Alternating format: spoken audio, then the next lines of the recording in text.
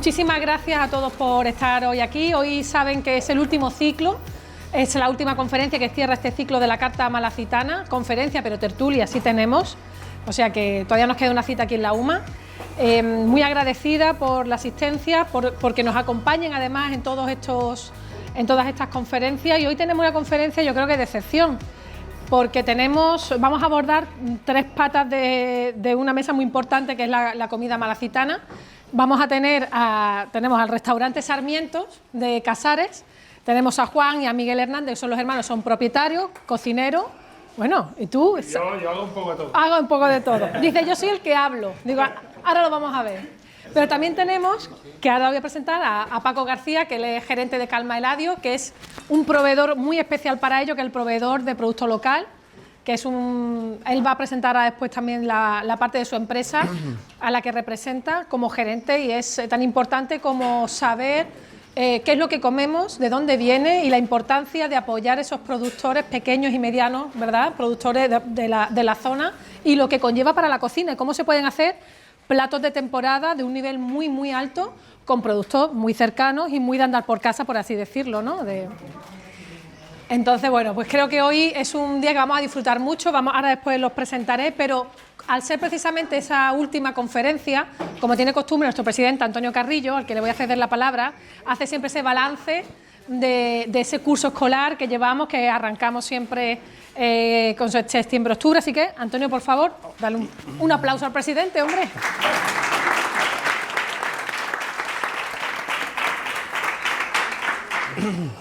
Muchas gracias, Laura. Sin ella todo esto no sería posible. Entonces, bueno, pues hay que darle los méritos a quien le corresponde.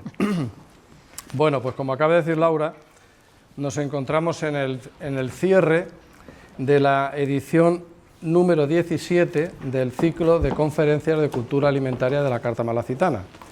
Si multiplican 17 por 9, pues le sale el número de conferencias que llevamos haciendo desde que empezamos en el año 2008, que fue la fecha de fundación de la Carta Malacitana. Y bueno, yo espero que en algún momento alguien nos dé un premio, porque yo creo que esta cantidad de conferencias es algo inaudito, ¿no? Y alguien apunta por aquí que los podríamos proponer para el libro Guinness de los récords. Pero es nuestra obligación como Asociación de Cultura Alimentaria tratar de influir, o por lo menos de informar a la población en general de todos los recursos que tenemos en la provincia, que tan buenos son y que nos sirven tanto para alimentarnos de forma saludable, y como está basado todo en la dieta mediterránea, que dicen que es la dieta más longeva del mundo, pues eso nos sirve para que ya los que empezamos a tener una poquita edad, pues la podamos llevar con alegría y podamos seguir disfrutando de estos alimentos y de estos vinos, como el que hoy vamos a tomar de la bodega de Pérez Hidalgo, que después él presentará el vino. Bueno, pues hacer un repaso de lo que ha sido esta 17 edición. Este año, bueno, pues introdujimos una novedad, que es que hicimos una conferencia inaugural. Nunca, casi siempre, bueno, desde que iniciamos tanto el ciclo de conferencias como el de tertulias, pues digamos que cada uno iba por su lado. Tradicionalmente, pues las conferencias se hacían en el Ateneo y las tertulias se hacían en el Pimpi.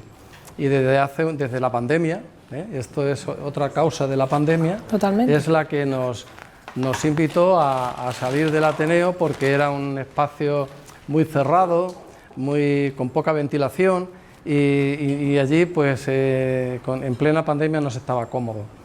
Entonces, bueno, pues hablamos con el que era entonces decano de esta facultad y socio nuestro, y además la Carta pues también participa en su actividad de innovación alimentaria.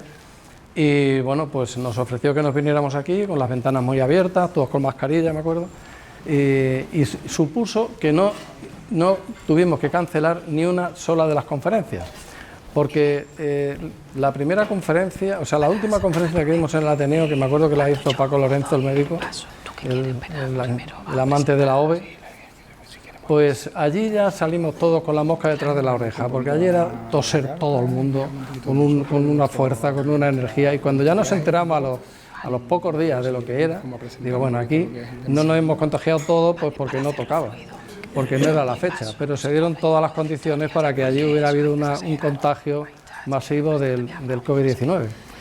Bueno, pues decía que este año, además, lo hemos dedicado casi en una parte bastante importante tanto de las conferencias como de las tertulias a conmemorar el centenario de la marca de vinos Málaga. 1924 fue cuando se establece la marca de vinos Málaga, pues ya para empezar a diferenciarse de otras denominaciones o de otros vinos de otros sitios, para identificar Málaga, digamos, como un potencial de vinos y con unas características muy importantes. Y por eso le hemos dedicado este homenaje en el ciclo de conferencias y de tertulias. Y por ese motivo la conferencia inaugural, que fue el 24 de septiembre, que la hicimos en el Ateneo de Málaga, la impartió el que ha sido hasta hace pocas fechas secretario general de la Denominación de Origen de Vinos de Málaga, que es José Manuel Moreno Ferreiro. Y la conferencia se llamó pues Málaga, una isla de diversidad enológica. Y la verdad es que si de los que están aquí hubo por allí algunos, que seguramente sí, pues recordarán la panorámica que hizo de toda la provincia, de toda la historia del vino, de todo lo que es pre-filosera y post-filosera, es decir que Málaga en este sentido pues tiene una historia muy importante y que se ha sabido divulgar y dar a conocer esos vinos tan buenos que históricamente ha habido en Málaga. Esto fue la conferencia inaugural y después hicimos la primera conferencia el 9 de octubre de 2024, ya la hicimos en estas instalaciones de la Facultad de Turismo. Se llamó ¿Cómo se hace el vino en la denominación de origen Málaga, Sierras de Málaga y Pasas de Málaga, que así es el nombre completo de la denominación de origen de Málaga? Y hubo pues un lujo de ponentes, porque estuvo Juan Muñoz, que es enólogo y propietario de la bodega Muñoz Cabrera. También estuvo José María Los Santos, que ya en aquel momento era todavía presidente del Consejo Regulador. Y estuvo Antonio Navarro, hijo que es enólogo de la bodega Cortijo La Fuente, y Marta Suárez de bodega Quitapenas. Entonces, bueno, pues evidentemente tratamos de representar cada una de las comarcas de Málaga y ellos pues expusieron pues las características que tiene el vino de Málaga por distribución comarcal, y la verdad es que bueno, pues estuvo muy interesante y los que estuvimos allí pues valoramos mucho toda la información que transmitieron. Nos vamos al 13 de noviembre y aquí este año hemos tenido una incidencia, y es que fue la famosa Dana. Coincidió que fue el 13 de noviembre, con lo cual la tuvimos que cancelar, pero no suspender, sino que la retrasamos en el tiempo y se impartió la conferencia el 27 de febrero. Y esta fue en el Ateneo de Málaga. Y aquí pues se llamaba el vino de Málaga en la restauración, y tratamos de llegar a restauradores. En este caso estuvo Mariano Heredia de Vinality, pues que saben que tiene una empresa de formación de temas de enología, y yo creo que ya no la tiene, pero hasta hace poco tenía una tienda de venta de vino de Málaga, en líneas generales. También estuvo José Luis Caparrós, que es el propietario de Bodegas Excelencia, y contamos también con la presencia de Javier Carmona, que es el gerente de restaurante Yerbabuena, que está en Campillos, y que si alguien de los que están aquí no ha ido todavía, pues es muy recomendable que vayan, porque se garantiza una buena comida y una mejor bebida, porque tiene una colección de vinos de Málaga espectacular y es un experto en vinos, ¿no? Y bueno, pues se habló de manera bastante acertada del vino de Málaga en la restauración y cómo es, digamos, el sitio. La conclusión final de esa conferencia fue que el vino en Málaga se vende, más en restauración que se consume en los hogares.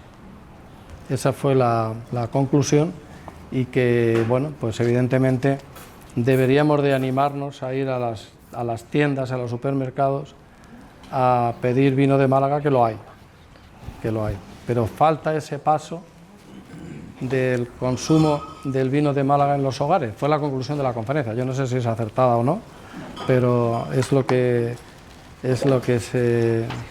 se dijo en aquel momento. Nos vamos del 13 de noviembre y nos vamos al 11 de diciembre con las rutas enoturísticas de Málaga, que también es otra forma, es otro sitio donde se vende vino. Y además las rutas enoturísticas se están convirtiendo en una forma de dar a conocer y de distribuir el vino en diferentes zonas y en diferentes denominaciones. En este caso, pues estuvo Vanessa Robles, que es la gerente de la Ruta del Vino de Ronda y Málaga. Estuvo también Luis Pineda, Viajar con mucho gusto, que está por aquí también, y que en aquel momento pues era uno de las agencias que gestionaban la Ruta del Vino. Y estuvo también Argimiro Martínez, que tiene la bodega de vinos Nilva en Manilva, y que además pues también hace muchas actividades relacionadas con las rutas turísticas. Bueno, pues ya cambiamos de año, pasamos al 15 de enero de 2025 y estrenamos un espacio nuevo de conferencias, que es Cerveza Victoria. También nos pareció interesante llevarnos el ciclo de conferencias a una empresa y unas instalaciones de larga tradición malagueña. Entonces, en Cerveza Victoria, la conferencia, que se llamó Tendencias Gastronómicas de 2025, la impartió Esperanza Peláez, que todo el mundo la conoce porque es una periodista de prestigio en Málaga, y que, bueno, pues es un lujo oírla porque sabe muchísimo, y dio bueno, pues unas pinceladas de por dónde va la gastronomía en los tiempos actuales. Ella decía que estamos volviendo otra vez a recuperar el localismo, porque es, digamos, lo que mejor conserva y lleva el producto a la mesa. Y estuvo muy interesante. Nos pasamos a febrero. Entonces, en febrero tuvimos la tertulia número 4, que es Maridaje y armonía de la despensa malagueña, y aquí contamos con un experto muy peculiar, que es Jesús García Gallego, que es escritor, filólogo y experto en gastronomía y enología. Y que, bueno, pues me acuerdo que Marcos, en la presentación de Jesús, decía que que parecía un personaje del medievo, porque sabía y entendía de todo. Y es verdad que tiene bastantes publicaciones relacionadas con el vino, y sobre todo tiene un libro que se llama El maridaje del vino de Málaga, que parte de ese libro lo escribió en la Escuela de Archidona, y parte del recetario y del maridaje que viene en ese libro se hizo allí. Mira. Y es un libro, prácticamente se ha convertido en un manual que las escuelas de hostelería lo utilizan. Vale. Y todo lo hace con platos de Málaga, vale, y con vinos de Málaga. Bueno, pues nos vamos a marzo, y es la conferencia número 6. No, perdona, me he saltado la de febrero, que es la conferencia número 5. Se llama Del bar al restaurante, y aquí pues vino José Andrés Jiménez, que es el cocinero y propietario de Almijara Casual Bar, y la verdad es que hizo una conferencia muy sentimental, porque bueno, pues contó su vida y la de su familia, desde un humilde bar de barrio hasta convertirse hoy en una referencia gastronómica en Málaga, en las mismas instalaciones, sin cambiar de sitio, sin cambiar de barrio, sin cambiar de espacio. Y bueno, lo ha transformado, ya lo ha decorado de otra manera y tal, pero es verdad que hoy ir a comer a Almijara pues también es una referencia que hay que tomar en serio si alguien no ha ido todavía. y ya pasamos, en este caso pasamos a marzo, la conferencia número 6. Y bueno, pues ya que está de moda la cocina en Málaga y los restaurantes y la gente, los turistas dicen que ya no vienen solo a bañarse a Málaga, sino que también vienen a comer, pues nos planteamos de dónde viene todo esto y por eso se organizó la conferencia que se llamó Formando Cocineros. Y lo que trajimos fue a profesores de cocina de 3 escuelas de hostelería que explicaron pues cuáles son las técnicas y los sistemas de formación de cocineros que después algunos de ellos van a ser estrella Michelin y casi todos trabajadores de restaurantes pues con cierto protagonismo y con cierta importancia. Estuvo Manuel Guerrero de la Escuela del Convento Santo Domingo de Archidona, Francisco Palma de la Escuela de Hostelería de Jacaranda y Antonio Ordóñez, profesor de la Escuela de Hostelería Santa Rosa de Lima de la Fundación Victoria. Digamos, por ver los 3 sistemas de formación, la formación pública, un IES, un instituto, la formación en el puesto de trabajo, la formación para el empleo, que es la Escuela de Archidona, y la formación concertada, como es el Colegio de Santa Rosa de Lima. Bueno, pues nos vamos a abril, a la conferencia número 7, y ya como estaba empezando el verano, pues Laura habló con Cremades, con Paloma Cremades, y aquí tuvimos un disfrute de helados artesanales maravillosos. Maravilloso. Que fue una conferencia muy interesante y que disfrutamos, sobre todo los que somos golosones, aunque no debamos, pero sí que disfrutamos de unos helados surtidos, variados y que estuvieron muy buenos. Y descubrimos lo que es, por lo menos yo, descubrimos lo que es la heladería artesana, que no es lo mismo que la industrial. Entonces ahí Paloma nos dio una serie de claves para que cuando vayamos a consumir helado sepamos diferenciar unos de otros. Y ya terminamos hoy, 7 de mayo, y bueno, yo quiero hacer un agradecimiento especial a Sarmiento y a Paco también, pero sobre todo a Sarmiento porque venir de Casares hasta Málaga es hacer un viaje casi. Por lo tanto, venir aquí... Que además vienen de dar un servicio, que hoy estaban abiertos, han venido justo porque vienen de dar un servicio. Entonces, y Paco, que siempre está hasta arriba, que ha buscado también hueco para nosotros, o sea que... Claro, Casares está en el extremo occidental de la provincia y bueno, pues es de agradecer que hayan acudido a la llamada de la Carta Malacitana y estén aquí enseñando lo que hacen. También es cierto que es un restaurante que hay que ir a visitar, aunque esté lejos, pero hay que ir a visitar. No tiene perdón no haber ido, en mi caso, por ejemplo, no haber ido todavía a Sarmiento porque es un lujo, tiene prestigio y seguramente está aspirando a muchas cosas importantes en forma de estrella en un futuro inmediato, seguramente que sí, porque se lo merecen por lo bien que lo hacen y el local tan bonito que tienen. Y esto es todo, ha sido un ciclo de conferencias yo creo que muy interesante, hemos tocado temas muy de actualidad, muy de interés del público en general y de los consumidores en particular.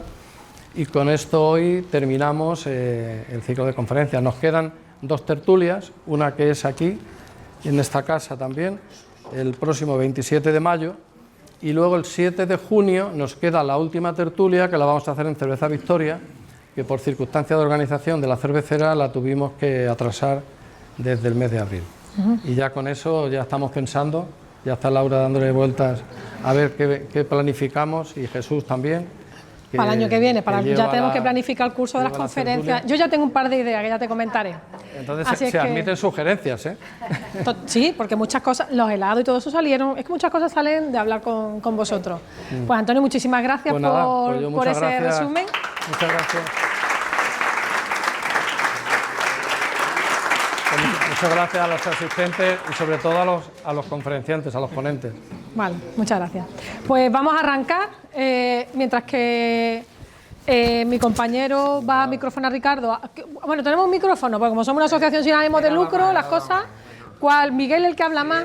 Vale, pues entonces Miguel se lleva A ver, una de las cosas que más me gusta de lo que vamos a hacer hoy es no solamente que es producto local, sino que está claro la edad de los cocineros.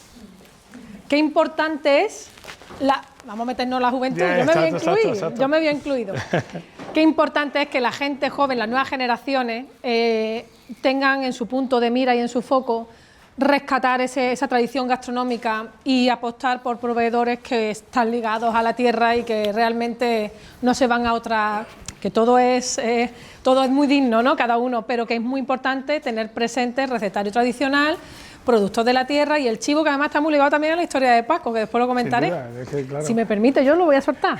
Y si no me permite también, ¿verdad? Yo lo voy a decir igualmente. Bueno, yo voy a dejar que vosotros presentéis, además creo que también hay por ahí un vídeo que podemos poner también si os parece.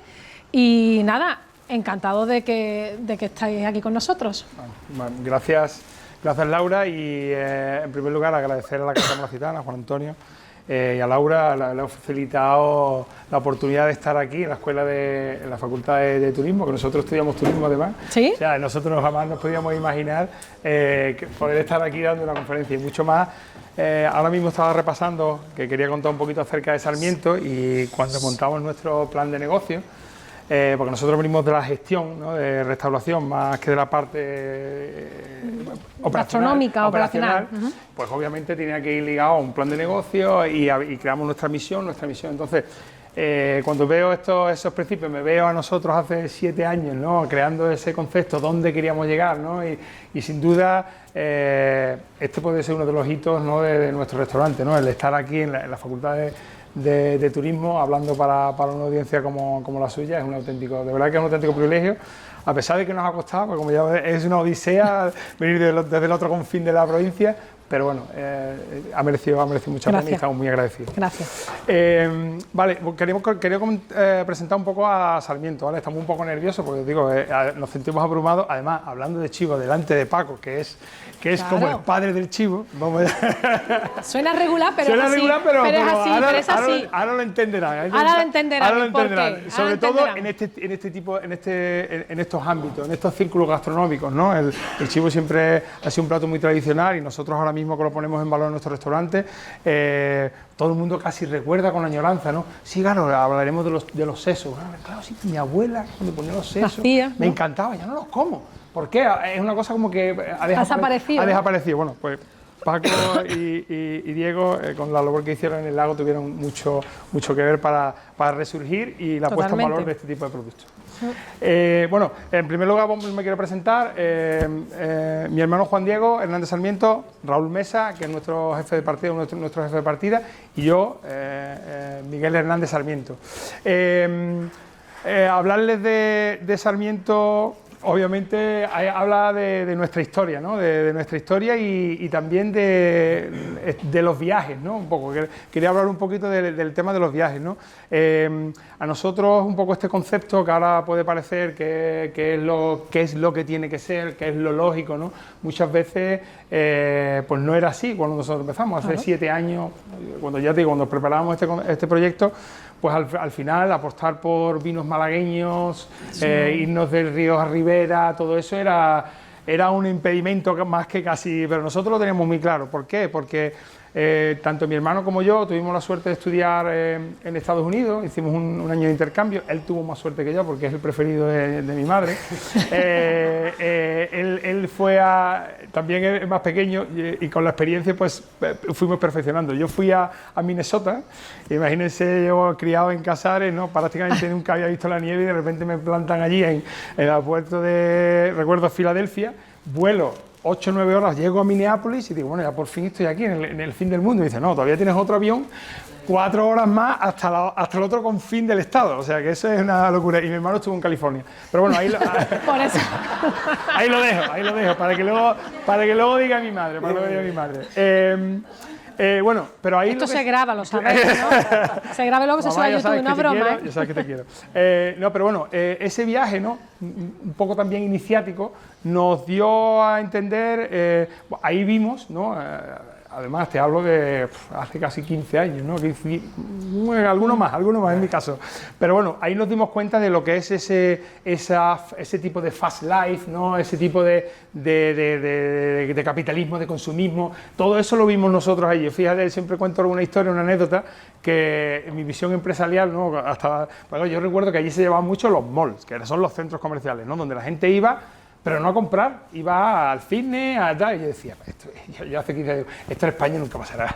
Nosotros en España somos más de la plaza, de la tienda de barrio. Fíjate tú, la visión que tenía. El centro comercial al final es el epicentro de la actividad comercial. Pero bueno, para nosotros lo que quiero decir es que eso era totalmente un cambio, ¿no? O sea, de repente llegar allí, de un pueblecito de Casares, y estar allí en el Mall of America, que era el mall de Minneapolis, el más grande del mundo, tenía un parque de atracciones dentro.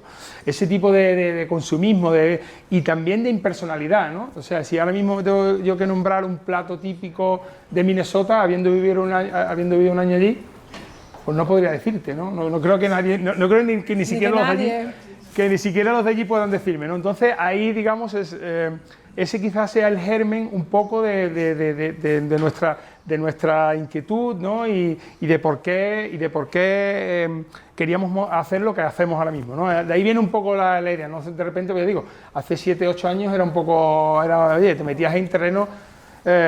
Sí. Y luego también, sí. Después de eso, continuamos. Nuestra primera aventura profesional fue en Reino Unido, en Irlanda. Estuvimos prácticamente 9 años en Londres, en Dublín, y ahí ya, pues imagínate, ese fue ya la estampa, porque allí sí que, imagínate, los ingleses encima, ahí te encuentras ahí, no solo en la parte gastronómica, sino ahí vimos toda la parte empresarial, ¿no? Y las franquicias, ¿no? Nosotros íbamos a un pueblo pequeñito, íbamos a Bray, que era un pueblo precioso que está al norte de Dublín, y llegabas allí, y en vez de te encontrabas una cadena, te encontrabas un Starbucks, te encontrabas ahí se llama mucho el Roma Café, un Roma Café. Era como, entonces ese viaje, ahí nos dimos cuenta que algo estaba... Que la globalización a ese nivel no gustaba. Exactamente. Y un poco después de lo que habíamos visto, ¿no? Después de los centros comerciales, la cañada, tal, pues nosotros dijimos, oye, vamos a hacer baluarte de la antiglobalización, hablando un poco y linkando con la temática de hoy, el slow food, ¿no? El slow food, el kilómetro cero, ¿no? Que viene un poco de ese movimiento nacido en Italia, ¿no? Que en el 96, prácticamente pues eso, cuando estábamos nosotros fuera, que tiene que ver con eso, ¿no? Con ir en contra de todo eso, ¿no? De la pérdida de identidad, de la pérdida de conexión con la tradición, con la cultura, ¿no? Aquí estamos en una asociación de carácter cultural, ¿no? Esa desconexión total, ¿no? Entonces, nosotros pues teníamos esa visión, ¿no? Y hay una parte importante, porque el restaurante nuestro lo abrió mi padre era también ¿Lo abrió allí en Casares? Claro, mi padre era también un viajero, un inconformista, un adelantado un poco a su época. Él se había dedicado a la banca, mi abuelo se dedicaba a la banca, y él no quiso eso, rompió con eso, se vino al sur porque estaba enamorado del sur, y de repente pues eso, montó un negocio en Mija, un tablao flamenco, no sabía tocar flamenco, y de repente descubrió Casares, y al descubrir Casares dijo, oye, pues este sitio tiene algo especial, tiene un potencial, y ahí primero abrió su proyecto, no era un restaurante porque él no era restaurador, se llamaba el Mercado de los Artesanos. El Mercado de los Artesanos compraba pues cosas que se hacían de corcha, las cestas, todo este tipo de cosas, la piel de ubrique, todas las cosas, y hizo una tienda, pero claro, en Casares, fue en el final de los 70, no había nada, había una casa de comida en el centro y no había nada, todos los turistas que venían decían, oye, pero aquí está muy bien, la cesta está muy bien, pero yo necesito algo, por ejemplo, un chatito de vino, algo, y ahí empezó sirviendo vino de Manilva, claro. Lo siguiente, oye, pues, ¿y algo de comer? ¿No? En ese caso, pues, oye, pues un poco de queso de cabra. Zona, claro. Entonces no se conocía la cabra payoya. En Casarela, el queso de cabra serrana. Eso del payoyo, eso fue Paco ya después. A Paco me lo traigo para que me haga media conferencia del ciclo del año que viene. Exacto. Y entonces eso, así surgió Sarmiento. El concepto dijo, bueno, pues vamos a abrió el restaurante en la parte de arriba y la parte de abajo siguió teniendo la tienda y era un negocio que se nutría de otro, pero él nunca, yo siempre decía que él nunca fue un restaurador, él fue un emprendedor enamorado de Andalucía, de una andaluza en este caso, de mi madre, porque él era de Valladolid, pero no era un restaurador, no tenía esa parte que tiene. Esa inquietud, ¿no? Esa inquietud no, porque al final yo siempre digo, los que nos hemos dedicado a este negocio, en la cuenta de resultados tienes que meter algo intangible, ¿no? Algo, porque si tú metes solo un número en una cuenta de resultados de un restaurante, no sabes las cuentas jamás, ¿no? Porque trabajas 16 horas, porque trabajas los festivos, entonces, si ese apretón de mano, ese saludo, ese gracias, si eso no lo mete en la cuenta de resultados, como le pasó en este caso a mi padre, pues entonces, en ese caso decidió dejarlo. El restaurante él lo tuvo durante un par de años, que le fue muy bien, pero decidió dejarlo, lo tuvo alquilado una persona, pero nosotros vivíamos arriba. Claro, la idea era que aquello era todo una casa familiar, nosotros vivíamos arriba, mi hermano y yo, recuerdo que bajamos a la tienda de mi madre, que había un timbre y cuando entraba un turista, pues sonaba arriba, tenemos que tocar y bajar, ¿no? Entonces nos hemos criado en cocina, en la cocina de Sarmiento nos hemos criado, hemos vuelto a ese sitio, porque de verdad que nosotros salíamos, pues a lo mejor con 5... Es decir, que el local que está ahí ahora es el mismo sitio. Ese local, efectivamente, vale. Es el local que además la casa de mi madre sigue estando arriba, está conectado todavía, está conectado por una puerta que durante un tiempo pues estuvo bloqueada. Y ¿qué pasa? Que el restaurante al final pues ya empezó un poco a languidecer, la persona que lo tenía se dedicó a la política, ya lo dejó, entonces había una parte ahí emocional para nosotros, porque cuando ya el restaurante cerró, la tienda cerró también, porque claro, ya una cosa tiraba de otra. Fue la época también del... Hablando de globalización, no quiero yo tampoco ser aquí, pero recuerdo que mi madre vendía piel de ubrique. Yo recuerdo que había bolsos en pesetas, recuerdo que a lo mejor 18.000 pesetas un bolso. Es un bolso fabricado a mano. Pero entonces entró el boom del Gucci del chino y claro, ya la gente pues, le dio por el Gucci del chino y nadie quería pagar 18.000 pesetas. Pues. Y ahí ya todo pues, un poco ya se cerró y el restaurante estaba cerrado 16 años. 16 años estuvo cerrado. Entonces nosotros teníamos, en esa coctelera estaba la parte emocional, un poco de la inquietud empresarial que siempre hemos tenido. Con mi hermano fue mi primer socio, tuve una granja de codornices cuando él tenía 10 años. ¿Vale? Pero eso da para otra conferencia. Porque nos quedamos sin tiempo, vaya, básicamente. Y ya voy terminando. Y entonces, claro, teníamos esa parte emocional de la inquietud empresarial y la parte emocional de volver un poco a que el restaurante volviese, ese alma de mi padre volviese un poco otra vez a resurgir. Y así fue como cuando hace 7 años, ¿vale? Va a hacer ahora, decidimos abandonar. Nosotros habíamos hecho luego ya en Reino Unido gestión hotelera, habíamos trabajado, mi hermano era director de alimentos y bebidas en el Meliá Don Pepe, yo era subdirector de hotel, estábamos metidos en la hotelería con nuestros trajes, nuestras corbatas, como nos llamaban los cocineros, nos llamaban las corbatas, ¿no? Porque entrábamos en sus cocinas, nuestra especialidad era la gestión, éramos gestores, ¿no? Fíjate. Y ahí surge un poco, y de repente, pues eso, salimos y decimos, y entonces cuando te vienes a plantear qué haces, ¿no? Tienes ganas, tienes el sitio, tienes la idea, tienes la inquietud, ¿qué haces?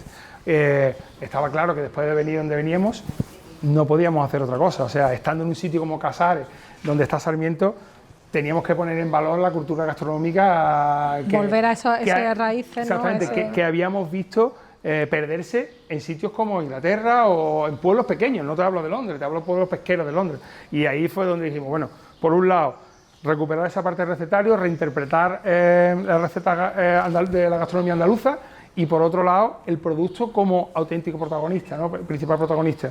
Y para eso utilizamos la brasa. La brasa fue el hilo conductor, ¿no? Quizás el método de cocción, el más antiguo, claro, que tenemos, que tiene la humanidad, claro. Y el que respeta más. Es la brasa andaluza, que es lo que ellos, digamos, ese claim, ¿no? Ese eslogan que tienen ahí asociado a Sarmiento, que, como él dice, el fuego es el hilo conductor de todo lo que viene detrás, ¿no? Y lo que viene detrás es mucho kilómetro cero, mucho producto, chivo lechal. Además, vosotros trabajáis muy bien el chivo lechal, es decir, no han traído algo que se hayan inventado para venir aquí, sino que han cogido parte de su carta, de su esencia, que es para ellos lo más simbólico, porque ellos siempre eligen lo que traen, y es lo que han decidido traer para mostrarnos.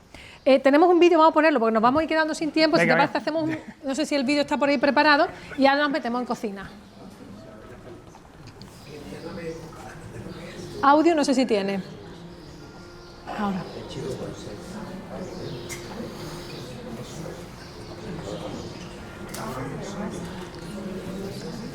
Ya.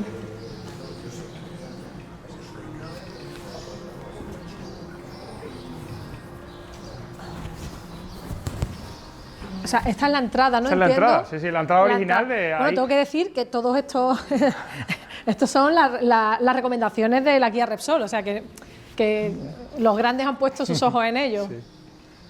Una bugambilla maravillosa, la mía no crece, que lo Sí, sepas. yo tengo una que me está dando guerra. Yo tengo más ¿verdad? mala mano a las plantas, mira, ¿ves? O sea, 2002, 2003, 2024, ahora vamos a ver, ¿no? 25 también, estamos ya esperando solo la tenéis, placa, ¿no? sí. Perfecto.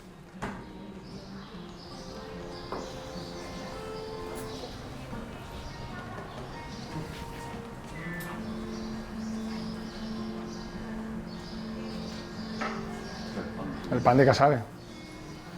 Ahora hablaremos de esos 4 pilares, ¿no? Que tenéis Efectivamente. vosotros.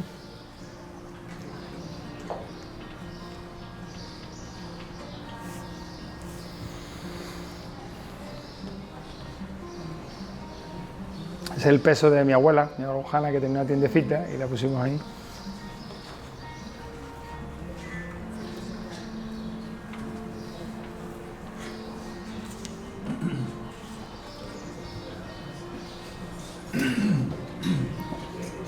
Ese postre tiene buena pinta, ¿eh? Sí, sí, es una tarta de turrón, Qué rica. de mousse de turrón.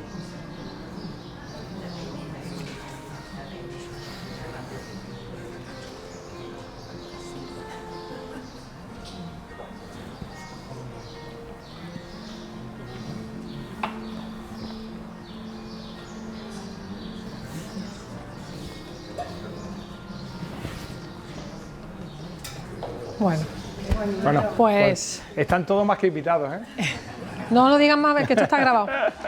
Vamos a ir metiéndonos Venga, en métenos cocina, faena. porque ahora después tengo que dar paso a Paco. Yo, antes de dar paso a Paco, vosotros Sí. ir cocinando. Lo primero que vamos a hacer, el primer plato que vais a cocinar, necesito silencio, porque si no... Bueno, nosotros hemos traído, como tú has dicho, una selección de cositas que tenemos en la carta, especialmente tenemos un apartado especial para el chivo, ¿no? Trabajamos varios platos de chivo.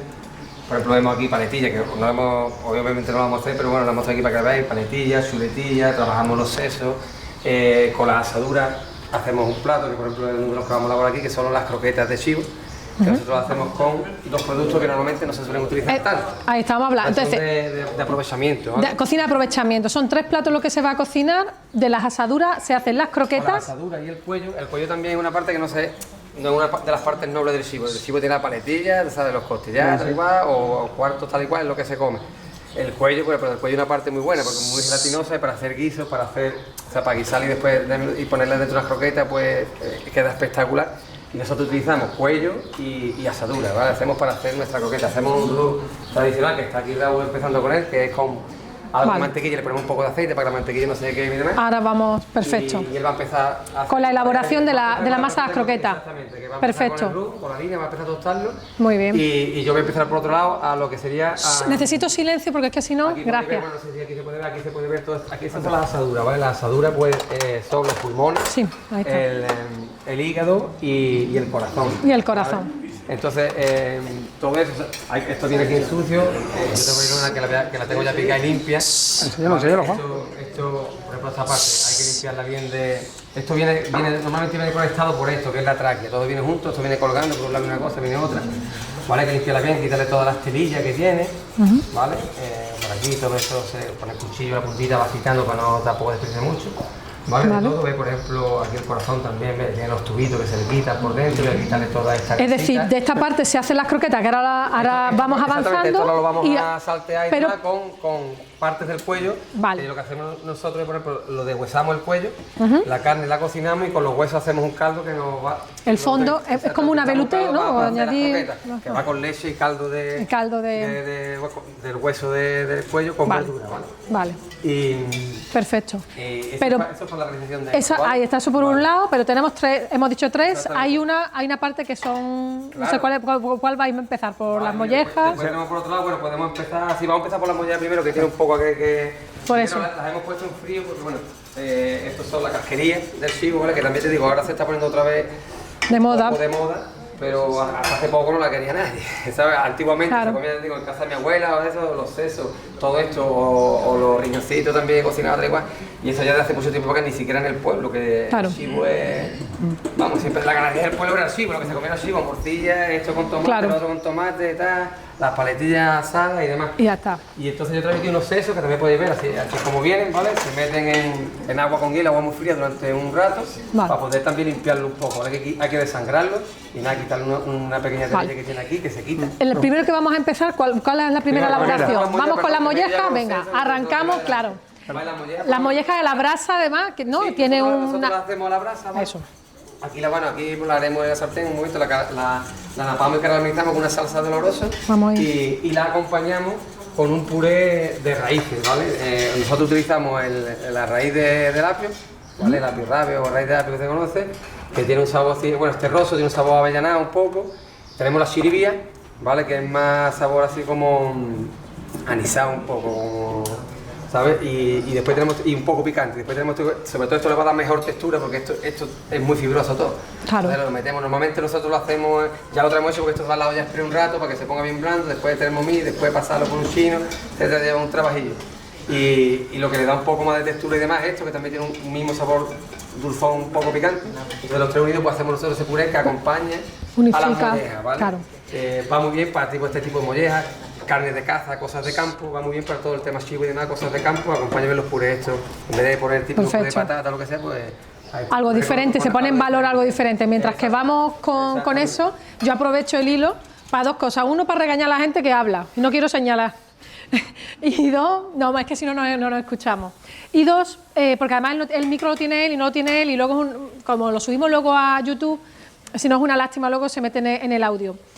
Y otra cosa es que, ya que han estado hablando de la tierra, que es la parte de verdura, pues me voy a traer a Paco García, de Calma Eladio, al que pido por favor un fuerte aplauso.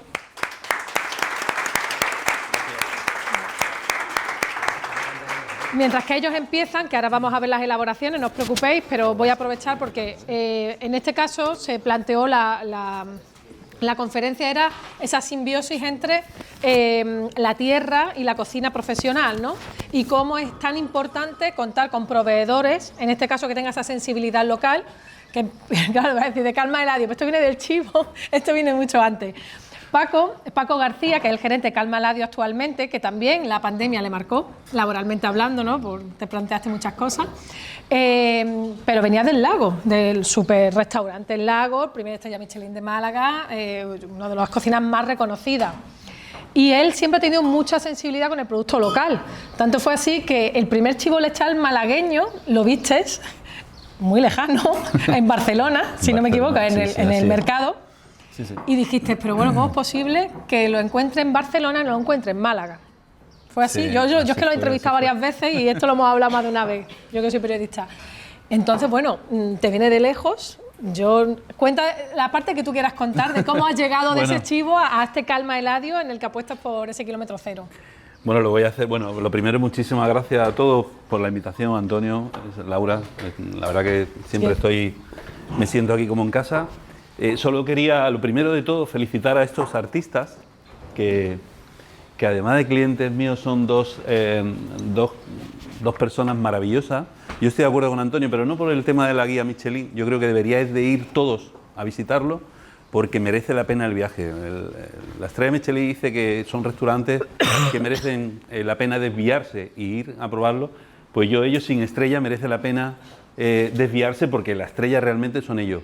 Cómo cocinan y la persona que tienen, que son realmente maravillosas, ¿no?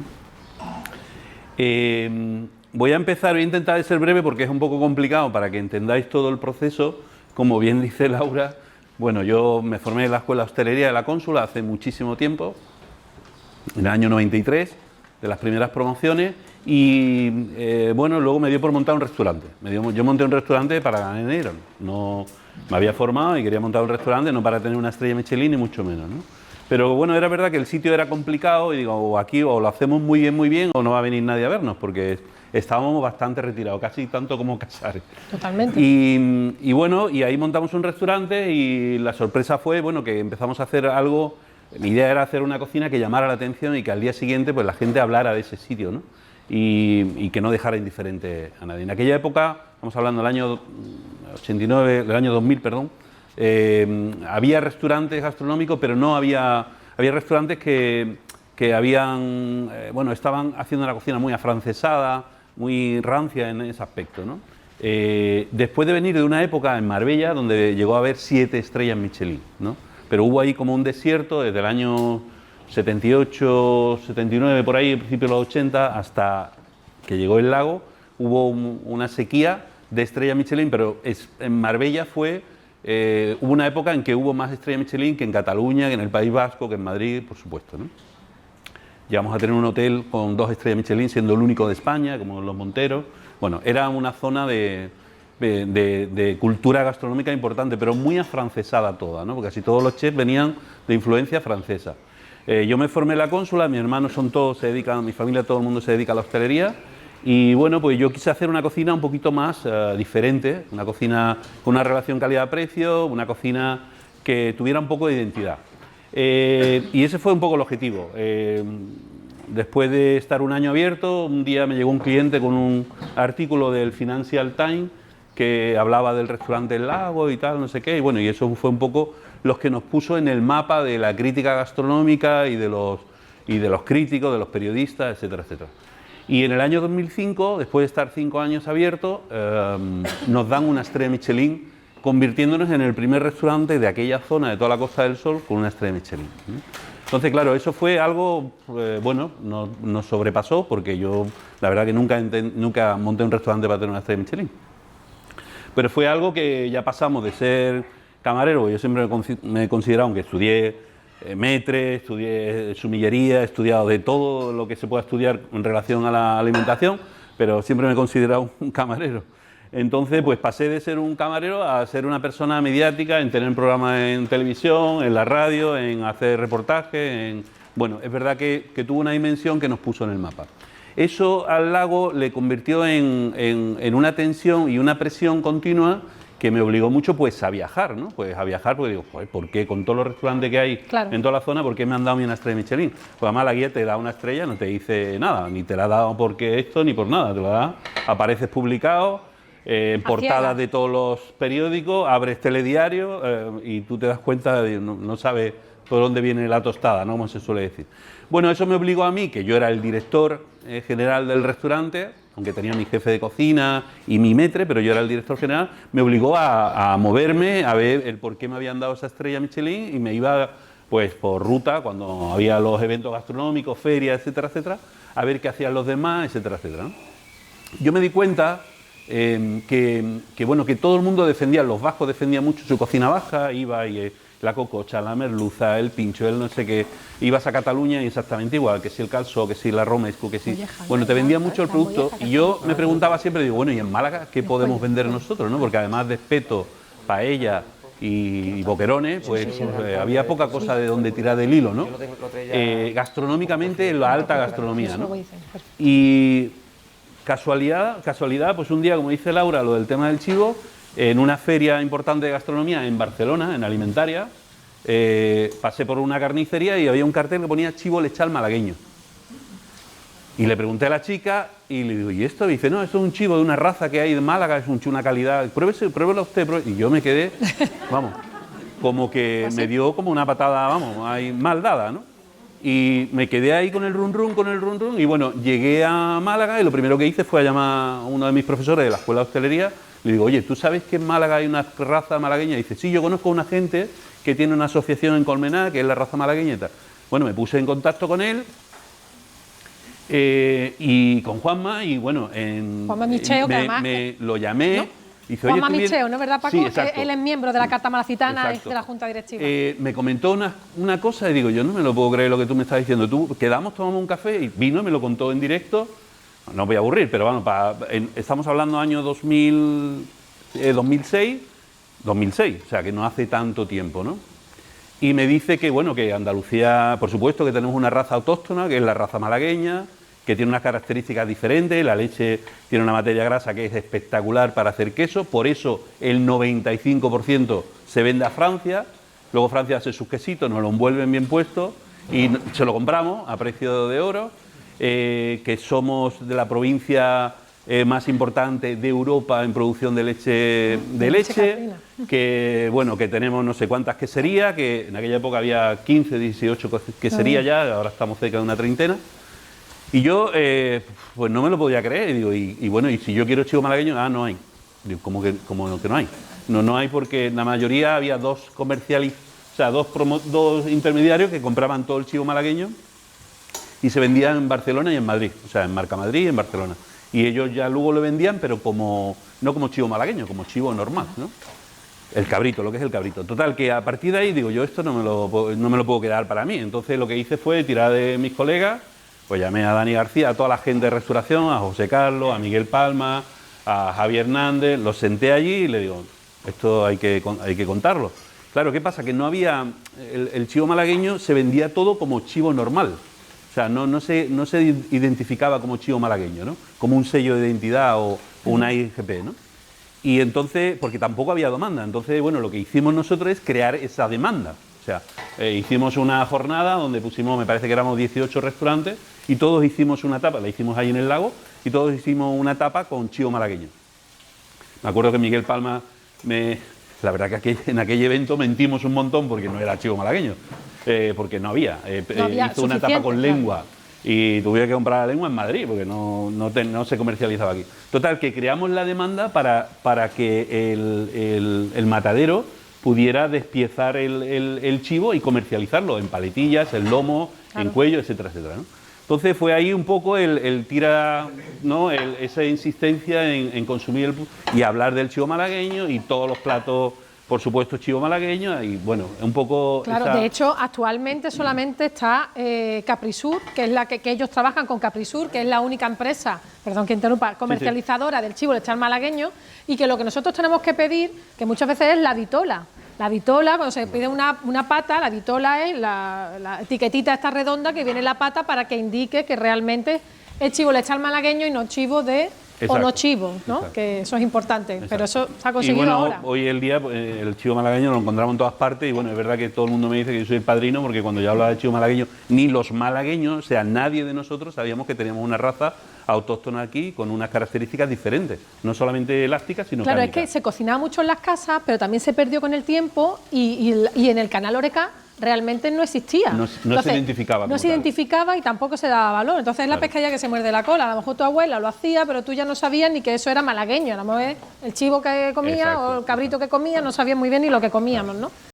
Afortunadamente ahora pues yo voy al Carrefour y veo todas las despieces que tiene y la verdad que me enorgullezco porque, bueno, pues algo que hemos, a base de insistir y de comercializar, el lago lo bueno que tiene que era una ventana al mundo universal, porque allí pasan clientes de todos lados. Cuando nosotros le servíamos un plato y le decíamos que era una raza malagueña, un chivo malagueño, pues el extranjero se iba entusiasmado, ¿no?, de la cosa tan exquisita que había probado, ¿no?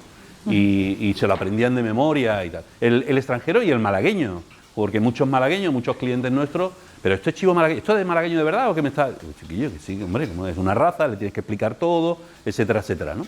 Entonces, bueno, fue una labor que hicimos que la verdad que... dio resultado. Que, bueno, sí ha servido para que ellos estén trabajando. Me voy a meter en cocina, dame un minutillo. Sí. Juan, ¿por dónde vamos? Bueno, pues ahora mismo estamos cocinando el cuello, ¿vale? Junto con la asadura. Yo traigo un poco ya a picar y el cuello lo traigo ya... Nosotros también hacemos, como hacemos producciones más grandes, pues hacemos el cuello de huesar y después lo hacemos vacío. Y después cada vez que queremos hacer croqueta pues vamos sacando y ya está... Porque si no tarda, aquí tienes que hacer un poco de caldo y que se cocine un rato. No tarda en una carne que necesita cocción, como de un guiso, como estofado, a 40-45 minutos. Y aquí, bueno, ya lo estamos marcando, pues ya viene un poco medio cocinar. Y ya está. Perfecto. Ese es el olor tan maravilloso. Lo picaremos y lo añadiremos aquí. Los sesos... Estos son las mollejas. Las mollejas, perdón. ¿Vale? Como esos están ahí, desangrarla y también que coja un poquito de textura. Primero hay que para desangrarla en hielo, ¿vale? Y después siempre tienen un exceso de grasa. Tienen muy poca grasa, pero siempre tiene un exceso que es lo que se pone cuando los caldamos, se pone duro. Y puedes quitar como un pellejito que trae. Vale. Y ese exceso de grasa, creo que estoy haciendo, limpiar las mollejitas para después poder cocinarlas a la... Perfecto. Nosotros hacemos ya la brasa, pero aquí con una sartén o como quiera, ¿vale? ¿Los sesos siguen ahí en el agua fría? Cuando pasemos a los sesos, ahora vamos... ya será el final, porque estoy primero que limpiar, ya se está desangrando y el seso nada más que quitarle una telilla, que prácticamente viene bastante limpio y tiene muy poco. Vale, esto que tiene por aquí se le quita, vale, y poco más. Esto nosotros lo troceamos en...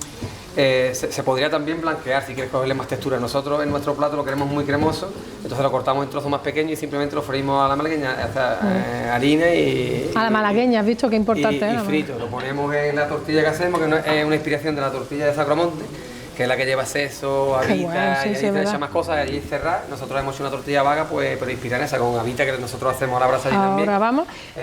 Los sesos que son fritos y la tortilla vaga que Perfecto. hacemos, Y ¿vale? está marchando. Aquí Ya hemos estamos con el terminado roux, con. exactamente, esto ya es la bechamel. Ya hemos La bechamel, añadido ya Raúl ha leche- terminado. Leche de cabra y el caldo que hacemos con los huesos.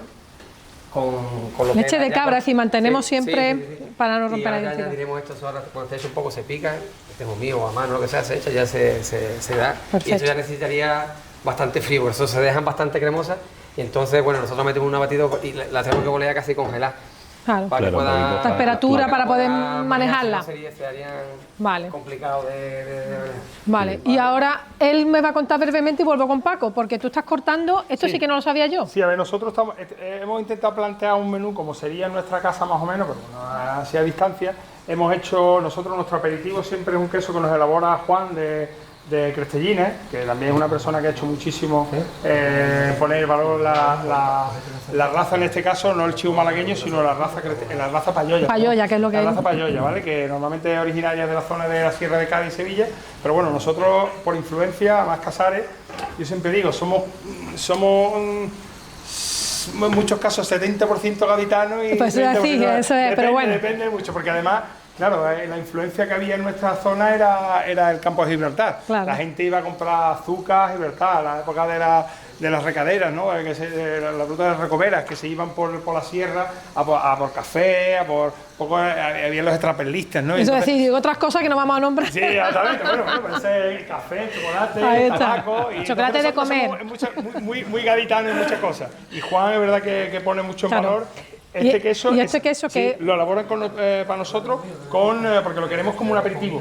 Entonces lo elaboran con un pimiento un poco picante, se cura con pimiento picante para dar la entrada y hacer un Y poquito esto es lo que en vuestra casa siempre dais de aperitivo. el aperitivo. Es Perfecto. uno de los aperitivos con otro que vamos a preparar también aquí, Vale. que es el salchichón de chivo. Salchichón que de también chivo. elabora Capri Sur, que hace un embutido. Muy que bien. también hay que ponerlo en valor lo que están haciendo ellos porque han sido muy valientes y aquí sí que es el ejemplo de los dos, el equilibrio. Quizá Capri Sur sea el equilibrio de una pequeña producción, pero que es capaz de dar cobertura a un servicio en un restaurante o a la hostelería.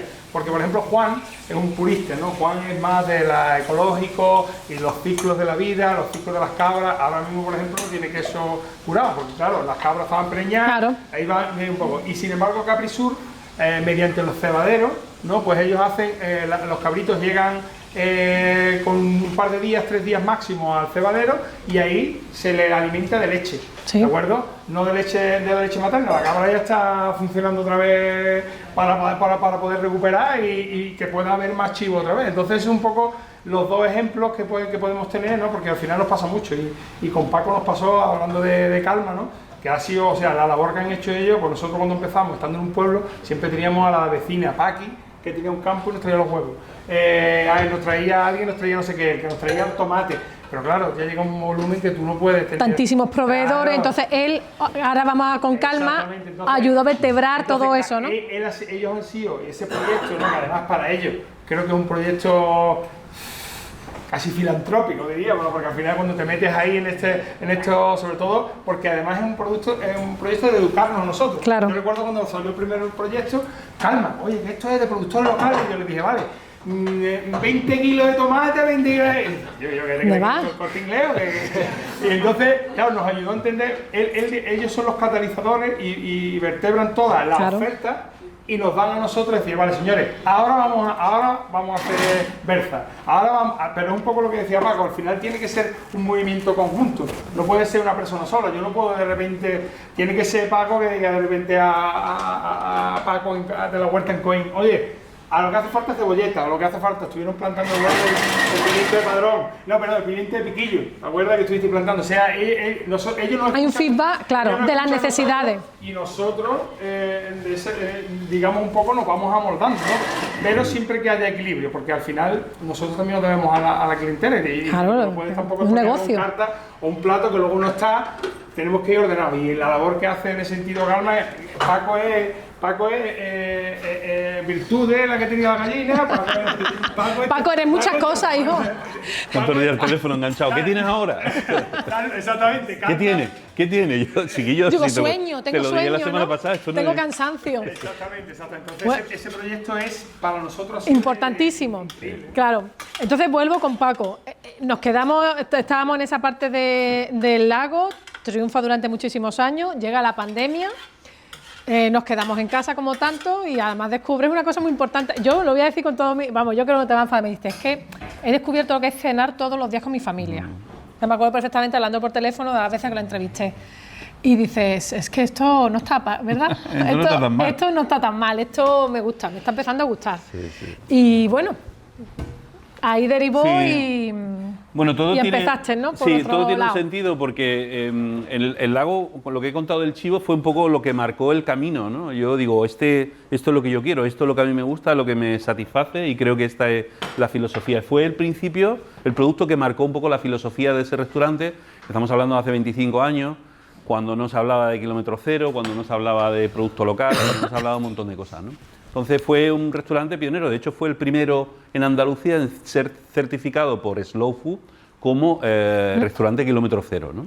De ahí el nombre de la asociación de Esperanza, porque en aquella época ya empezamos todos a funcionar, las energías se fueron uniendo y empezamos todos a defender un poco la historia. A raíz de ahí me hice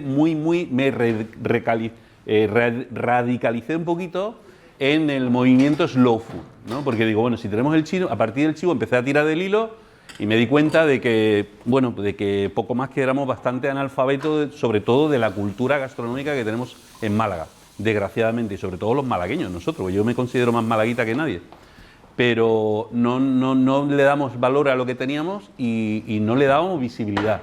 Y yo me dediqué, pues, a producto por producto, a meterlo en lo mismo que hice con el chivo, con todo el mundo, porque bueno, pues de ahí sale la almendra marcona, el tomate huevo de toro, También, el tuviste mucho que patrimonio ver en el quesero, huevo de toro. el patrimonio quesero andaluz, la aceituna loreña de Málaga, la chirimoya de... Bueno, un montón de productos que yo fui a ponerlos en el mapa a nivel nacional y a nivel internacional, ¿no? Y entonces, bueno, pues ese reconocimiento de restaurante de kilómetro cero ya marcaba una tendencia que era en la que yo me sentía cómodo. Luego de todo esto ya llega un momento, un restaurante con una estrella Michelin, con un nivel de exigencia muy grande, lo que han dicho ellos de sábado, domingo, festivo, Semana Santa, Navidad, fin de año, trabajando.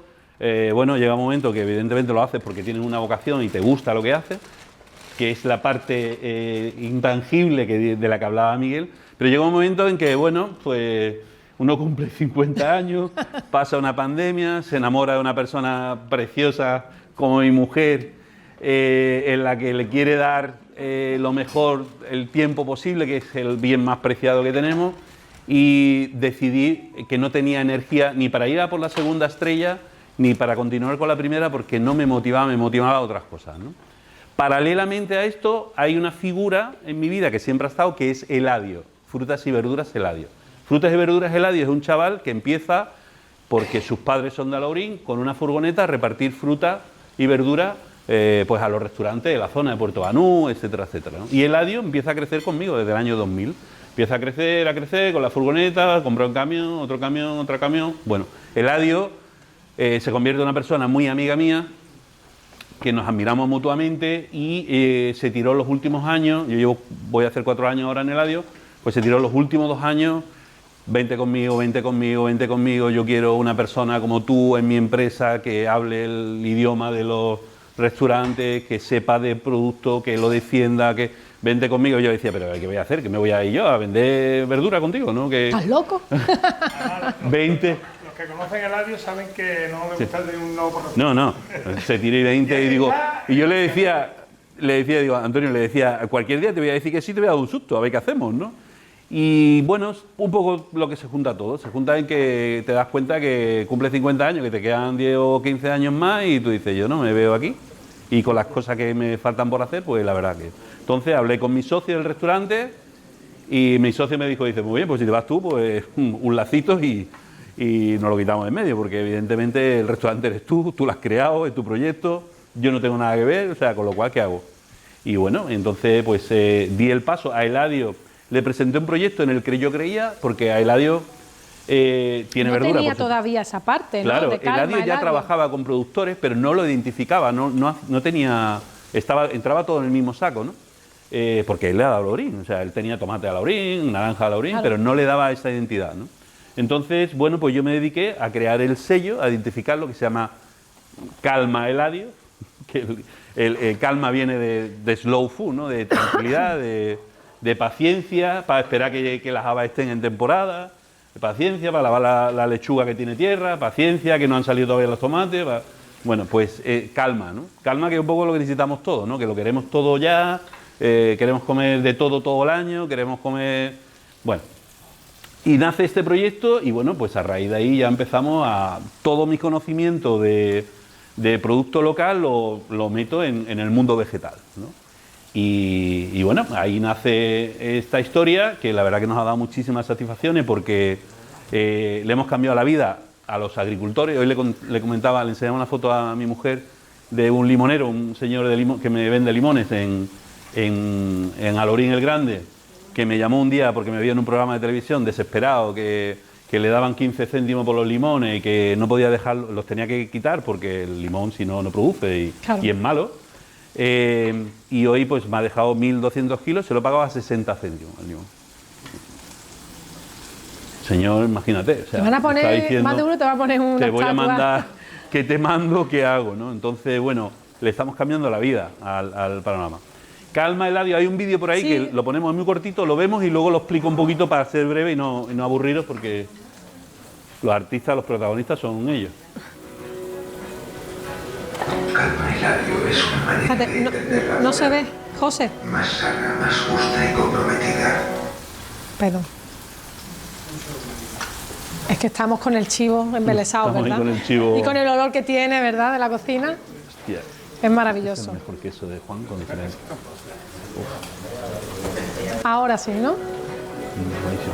Calma Eladio es una manera de entender la vida más sana, más justa y comprometida. Es nuestro granito de arena para construir un mundo mejor. La cercanía nos permite recolectar los productos en su momento óptimo de maduración, consiguiendo así frutas y verduras más frescas, de más calidad y más sanas. Precios más justos para el productor y creación de puestos de trabajo que ayudan a mantener vivo algo tan importante como es nuestro entorno rural. Reducir la huella de carbono, las emisiones de gases que potencian el efecto invernadero. Exceso de plásticos en embalajes. Con el compromiso de todos, podemos acelerar la transición a un sistema alimenticio más sostenible, tanto sostenible como en hogares. Y todo eso lo haremos juntos. Bueno, hago una pequeña introducción Naturalmente cerca. Hago una pequeña introducción en lo que es Eladio y luego ya explico un poco lo que es Calma Eladio. Eladio es una empresa que ha crecido muchísimo a lo largo de estos años. Por daros algunas cifras, movemos más de 20 millones de kilos al año de fruta y verdura. Tenemos 50 camiones, que lo habréis visto por ahí rotulados, que son muy llamativos además.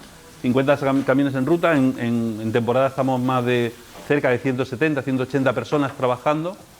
Importamos fruta de cerca de 30 países diferentes. O sea, tenemos de todo, porque en la Costa del Sol pues hay chinos, indios, asiáticos de todo tipo, mexicanos, con lo cual nos piden productos de todas partes del mundo y tenemos que traer fruta y verdura de todas partes del mundo, ¿no?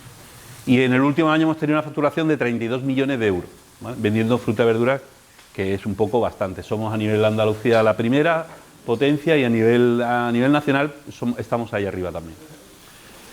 Dentro de todo este volumen está Calma Eladio. Calma Eladio nace con esa necesidad de ofrecer a los clientes que tienen esa sensibilidad con defender lo que es el terruño, defender lo que son los productos de Málaga, darle esa posibilidad, ¿no? Calma está cimentada en 3 pilares importantes, ¿no? Principales. Uno es la calidad. La calidad de los productos. Estas habitas ayer por la tarde estaban sembradas, ¿vale? Si la veis, la tocáis, están duras, están tersas. Es un producto totalmente fresco. Si hablamos de la lechuga, exactamente igual. Nosotros, Calma son todos productores, pequeños de la provincia de Málaga. de toda la provincia de Málaga. Tenemos huertas, son las como que es vamos a el cocinar, caso de vamos a cocinar con la ella. huerta de Coín, de Pepe Álvarez, donde hay policultivo, donde hay varios cultivos y los vamos rotando todo el año. Tenemos 3 o 4 huertas así. Y luego tenemos mucho monocultivo, o sea, agricultores que solo cultivan alcachofa o habas o pimiento de piquillo o cebolleta francesa, etcétera, etcétera, ¿no? Tenemos cerca de una treintena de agricultores que están asociados o ligados a este sello, ¿no? Desde todo, chirimoyas, aguacates, naranjas, limones, espárrago de la zona de Arriate, habas, alcachofas, de Campanilla, de Coín, bueno, de todas partes. La verdad que como tenemos Málaga, tenemos esa cantidad de sitios y de microclimas, pues se cultiva prácticamente de todo. Creo que nos falta plátano y piña y ya estaríamos casi, ¿no? O sea, aguacates, chirimoyas, un montón de fruta espectacular.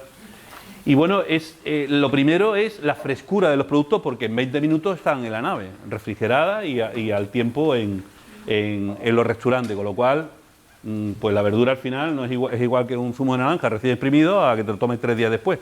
La verdura es exactamente igual, ¿no? A medida que se va oxidando, va perdiendo cualidades y actitudes organolépticas, ¿no?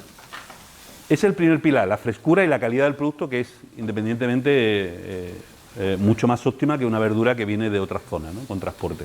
El segundo es esa riqueza local, ese apoyo al pequeño agricultor, y siempre hablo del pequeño porque el grande como que tiene más facilidades, ¿no? Pero el pequeño está marginado totalmente, el pequeño está vapuleado, el pequeño está, vamos, que yo no sé cómo no sale a la calle y le pega fuego a la carretera y la corta, porque es verdad que lo tienen bastante complicado porque el mercado no es justo con ellos, ¿no? Con este sello, además, por ejemplo, este señor que ha salido en el vídeo, que es Pepe Álvarez, el primer contacto que hizo conmigo era para alquilarme la tierra, cuando salió la noticia que hacíamos el proyecto para alquilar, que él tenía tierra buena, muy fértil, con agua, y que nos quería alquilar la tierra. Digo, pero bueno, y hablando con él, digo, pero Pepe, ¿por qué no cultivas tú?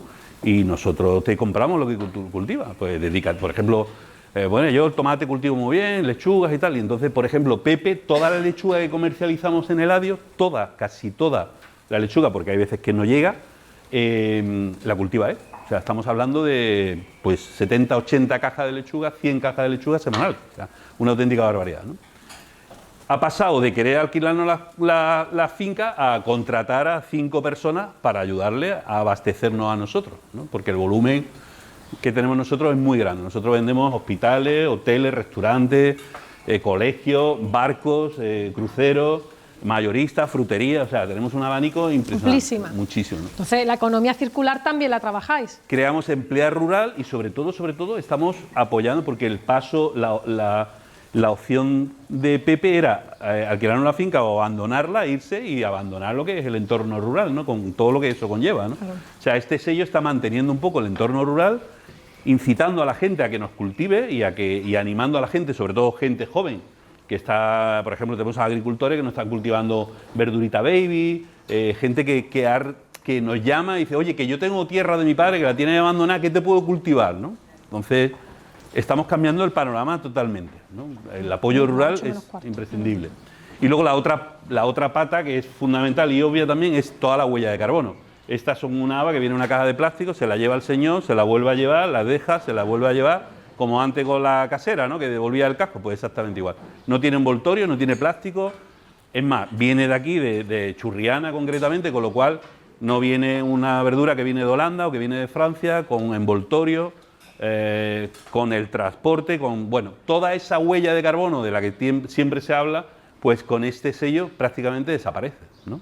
Entonces, bueno, esos serán los 3 pilares importantes de este proyecto. Estupendo. Y ya está, básicamente. Bueno, pues básicamente no. Ya te invitaré a hacer una conferencia, tú es profesor, y hablaremos de muchas cosas. Pues, y me traerás, por favor, a alguien que trabaja contigo, esos agricultores. ¿Te parece, Antonio, sí, para el año que viene? Ahora sí, hemos estado en Madrid Fusión con Diego René de Restaurante Beluga y con Pepe Álvarez, que ha sido la primera vez que lo he sacado de la finca, la primera vez. Y hemos estado en Madrid Fusión, en un escenario, Diego haciendo un plato con 5 o 6 texturas de guisante y Pepe contándonos un poco lo que cultivaba y bueno, yo un poco de interlocutor entre ellos, pero era... Y la verdad que era emocionante ver cómo, bueno, pues es un proyecto muy, muy bonito. Hace 2 años regalaron, bueno, nos dieron un premio como Compromiso con la Tierra, José Carlos Capel y una asociación de periodistas. Y la verdad que, bueno, desde fuera, pero es verdad que es emocionante porque a la gente, al agricultor, le estamos cambiando la vida, ¿no? Y muchas veces no nos damos cuenta, vamos tan rápido y no pensamos, pero es verdad que los agricultores, bueno, nos hemos dado cuenta, cuando hemos tenido una pandemia, ¿qué hemos necesitado? O sea, medicina y alimentos. Y alimentos, cosas esenciales y básicas. Si ellos no estuvieran, tendríamos un problema serio, pero serio. Nosotros podemos vivir sin un montón de cosas, por supuesto, sin luz incluso podemos vivir, podemos cocinar con fuego, podemos sin teléfono, sin tecnología, sin un montón de cosas, pero sin alimentos, el día que nos falten vamos a tener un problema serio de liarnos a tortas, ¿no? No, una de las cosas que quiero abordar del año que viene, eso no se lo contó ni al presidente, es hablar de que estamos perdiendo la soberanía de la tierra y por tanto la soberanía de lo que comemos y por tanto la identidad. Pero eso lo quiero abordar para el ciclo del año que viene, así que yo ya te he hecho compromiso y como esto está grabado, yo me tiro al charco. No te vayas muy lejos, pero muchísimas gracias. Bueno, un fuerte aplauso, porque yo creo que es súper interesante el proyecto que tiene, el proyectazo. Muchas gracias. Se ven aquí que lo mismo luego tengo que sacarlo otra vez, pero como nos vamos quedando sin tiempo, pues yo voy avanzando. Pero la culpa la tiene Miguel, que no vea cómo habla. Como nos metemos los dos en una boda. No. Bueno, vamos a volver a las cocinas, ¿eh? No nos hemos ido nunca, pero bueno, ¿cómo van las mollejas? Vale, lo que hemos hecho, después del hielo la hemos puesto el agua, la hemos escaldado. Muy bien. Hemos quitado el exceso de grasita y el pellejito y la hemos marcado a una sartén, fuego medio alto. Vale, y ahora después, bueno, le hemos puesto una salsita de oloroso que hacemos, lo hacemos con oloroso, un poco de caldo que hacemos y bueno, ahí se va reduciendo y nosotros ponemos un poco así de reducido con un poquito de miel de allí de Casares. Y miel de Casares, porque utilizáis también los huevos de la zona, ¿verdad? Los huevos son de una granja que hay en Casares. Que hay en Casares. Que son gallinas de libertad y tienen unos huevos muy buenos. Aquí los tenemos. Sí, después en Casares también un par de chavales que están haciendo ese apicultor y tienen su miel y demás.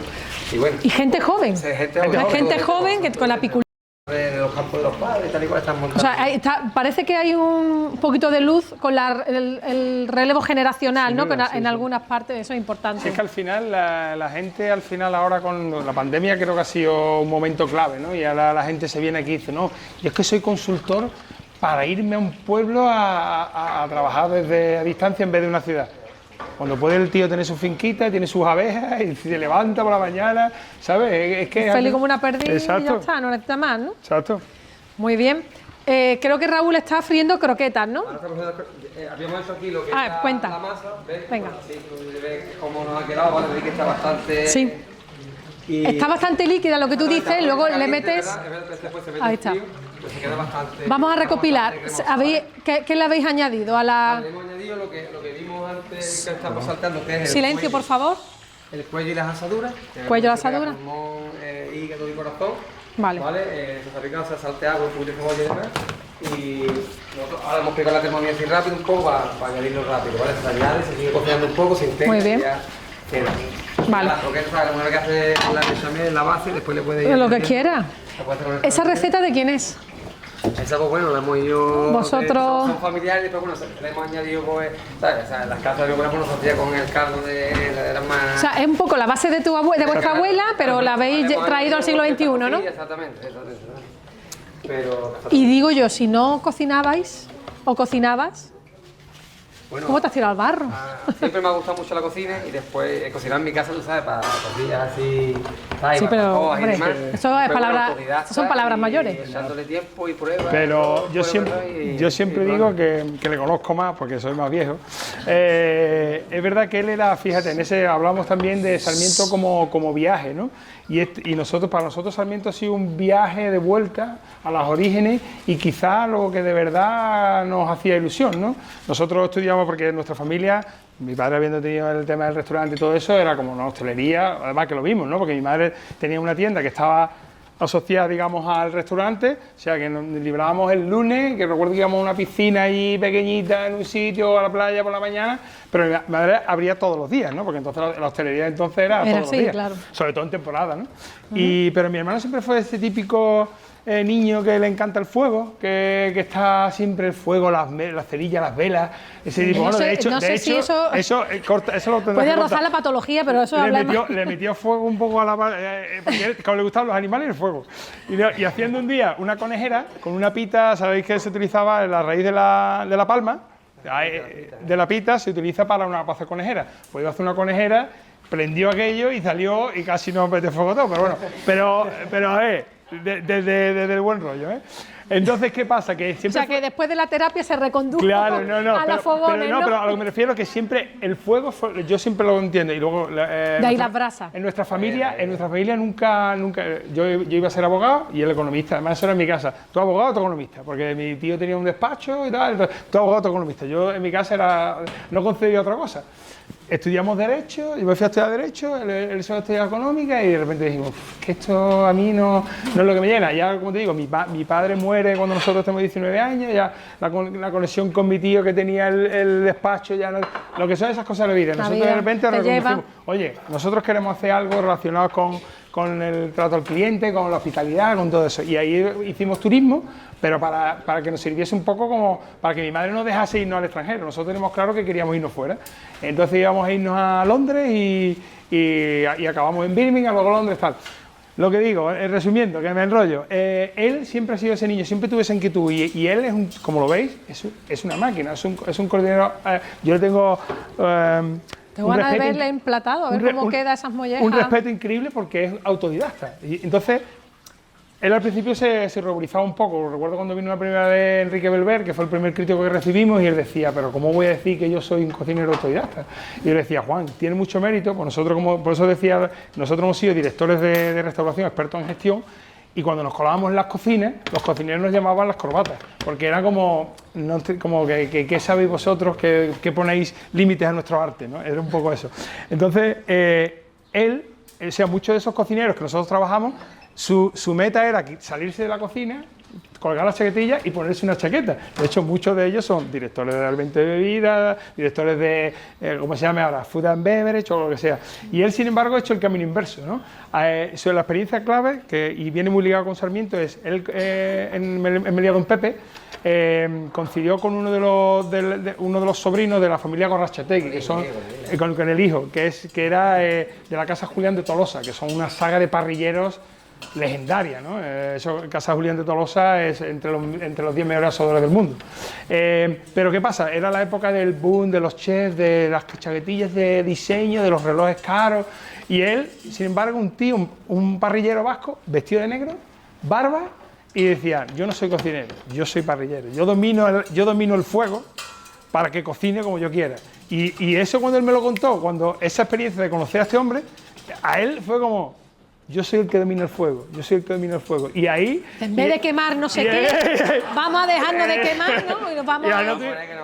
No, pero es la verdad, como diciendo, o sea, quiero, y él es un tío muy analítico, fíjate, el ser autodidacta, el aprender cocina, y una cocina como la nuestra, que nosotros pues damos una media de 100 cubiertos, 80 cubiertos al día, en 2 servicios, oye, no solo cocinarlo, una gestión de una cocina, pedido, todo, y llevarlo todo al día, es de una persona... Es que es muy complicado. Él es muy analítico, le gusta lo de... Y sin embargo, te digo, como nosotros elegimos un poco la atención al cliente como escape, un poco, pues él al final se vio un poco donde estoy yo.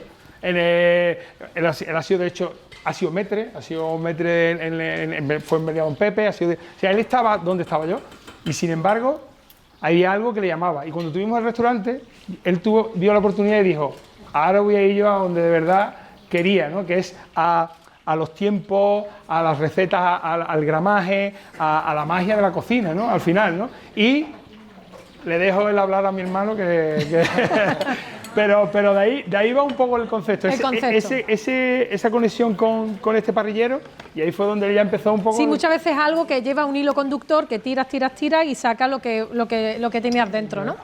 Estoy viendo que las mollejas le has puesto... no sé si está... Bueno, estás todavía emplatándola, ¿no? Emplatando, sí. Vale. La base del puré que hemos hablado, el puré que hemos hecho. Del puré de las raíces, ¿vale? De las raíces de Calma Eladio. Exactamente. Y ahora ponemos la molleja, que ya bueno, hemos caramelizado ahora con la salsa. Muy bien. Y las terminamos por arriba con tirabeque. Con tirabeque. Lo salteamos un poquito para que quede Para que quede Un poquito con mordida, casi. crocante. Exactamente, para que le dé también un toquecito. Sí, porque todo es muy meloso, necesita algo que haga el contrapunto en boca, ¿no? Exactamente. Vale. Aparte, siempre esto queda también muy bien con este tipo de cosas de campo, yo creo que va muy bien. O el tema todo el tema de judía verde, cualquier otra cosita así de verde va muy bien. Claro. Sí, algo que aporte color, que aporte, ¿no? Es crujiente, que aporte esa parte de... Y este es un plato que tenéis en carta. O sea, cuando vayáis, os estáis súper revolucionados hoy. Y muchas caras las conozco. Yo supongo que será por el tiempo, la primavera, pero hoy a lo mejor es que estáis despertando entre los olores, estáis despertando muchas cosas de cuando, ¿no? Pero lo que decía, que este es un plato que podéis vosotros degustar. A nosotros nos van a dar a degustar otras cosas, pero esto querían traerlo ellos. Cuando terminen de presentarlo, lo ponemos aquí para ya. Un poco para que lo veáis, que es un plato muy sencillo. Yo no sé si, yo creo que aquí se ve perfecto, lo tenéis en pantalla, ¿veis?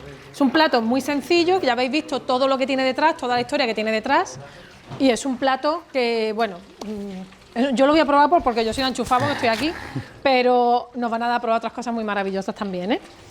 Pero bueno, es un plato que podemos tener, que tienen todo el año, que podemos degustarlo y dice mucho de esa identidad por lo que ellos apuestan. Es verdad que allí, como he dicho, la brasa es el hilo conductor. El hilo conductor de manera de cocinar. Entonces, esto lo hacemos nosotros a la brasa. A la brasa. Aquí no tenemos. Sí, claro, cambia, claro. Cambia el sabor. Claro, ellos también me lo han dicho. Dicen, no es lo mismo presentar un plato hecho una inducción que las brasas, cambia muchísimo todo, ¿no? Pero bueno, es una parte, lo que van a presentar es un chivo en 3 elaboraciones, ¿no? Para que se vea qué se puede hacer con el sobre chivo. Todo, que como con la temática, ¿no? Del kilómetro cero y de la conexión con la tierra, queríamos que todo lo que hablaba Paco del kilómetro cero, el slow food, al final el tema del aprovechamiento también, ¿no? Además que es que nosotros no es algo que es que ya lo teníamos, es simplemente recuperar todo eso, ¿no? O sea, la casquería, ¿no?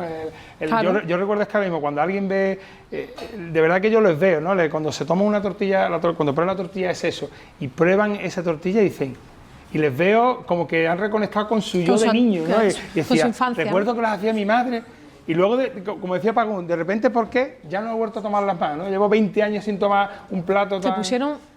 Claro, hubo una corriente en el que... Exactamente. Efectivamente, también también la falta de regulación, los animales están muy medicados, ya las cosas han cambiado. Sí, ha cambiado. Pero es verdad que antes no sabíamos bien lo que comíamos, no era la alimentación que tenían, los animales no eran la adecuada y eso derivó en que muchas veces olvidásemos la casquería. Por suerte ahora la casquería está muy tratada con animales muy bien cuidados y muy controlados a nivel sanitario, ¿vale? No sé, porque ahora yo sé que estáis con los sesos, que va a hacer la tortilla vaga. Vale. La tortilla que hemos hablado antes, con los huevos de Vale. la granja que hemos hablado de Casares también. Vale. Y estoy limpiando un poco lo que hemos dicho los sesos, han desangrado ahí, estoy quitando un poquito esto que se limpia. Yo no sé si mientras que tú haces poder presentarle algo a ellos. Venga, podemos empezar. Y lo que vamos a hacer, si quieres, vamos a ir sirviendo el vino y ahora después les voy a dar paso a la bodega para que presente el vino, porque bueno, son las 8:05 más o menos, estoy controlando el tiempo para no irnos demasiado de tiempo, porque hoy tenemos muchas cosas de que hablar, ¿no? Sí. Ese vino lo va a presentar ahora Francisco, que es el copropietario de la bodega, pero antes de irme allí, ¿vosotros habéis elegido el chivo porque vosotros desde siempre habéis comido chivo? ¿Es algo que luego habéis encontrado? No, porque a nosotros precisamente nos pasó aquello. O sea, yo recuerdo, además, siempre cuento una historia que es verídica, ¿vale?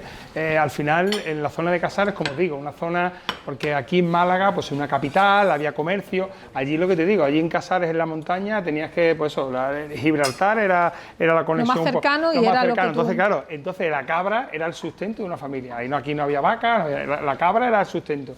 Y la mentalidad porque claro, además, no solo hablamos de un producto que es de aprovechamiento, que antes se tiraba, ¿vale? Sino que es un producto súper nutritivo, ¿vale? Con bajo en grasas, es muy sano y sobre todo muy nutritivo. Entonces, las abuelas de una manera casi inconsciente, ¿no? Porque yo recuerdo los sesos, sobre todo se preparaban para los niños. A los niños. Y ese era algo de las abuelas, pero yo te estoy hablando, que mi abuela te estoy hablando, yo pues tendría en el 90, que no estoy hablando de la posguerra, estoy hablando pero esa mentalidad un poco de guardarlo.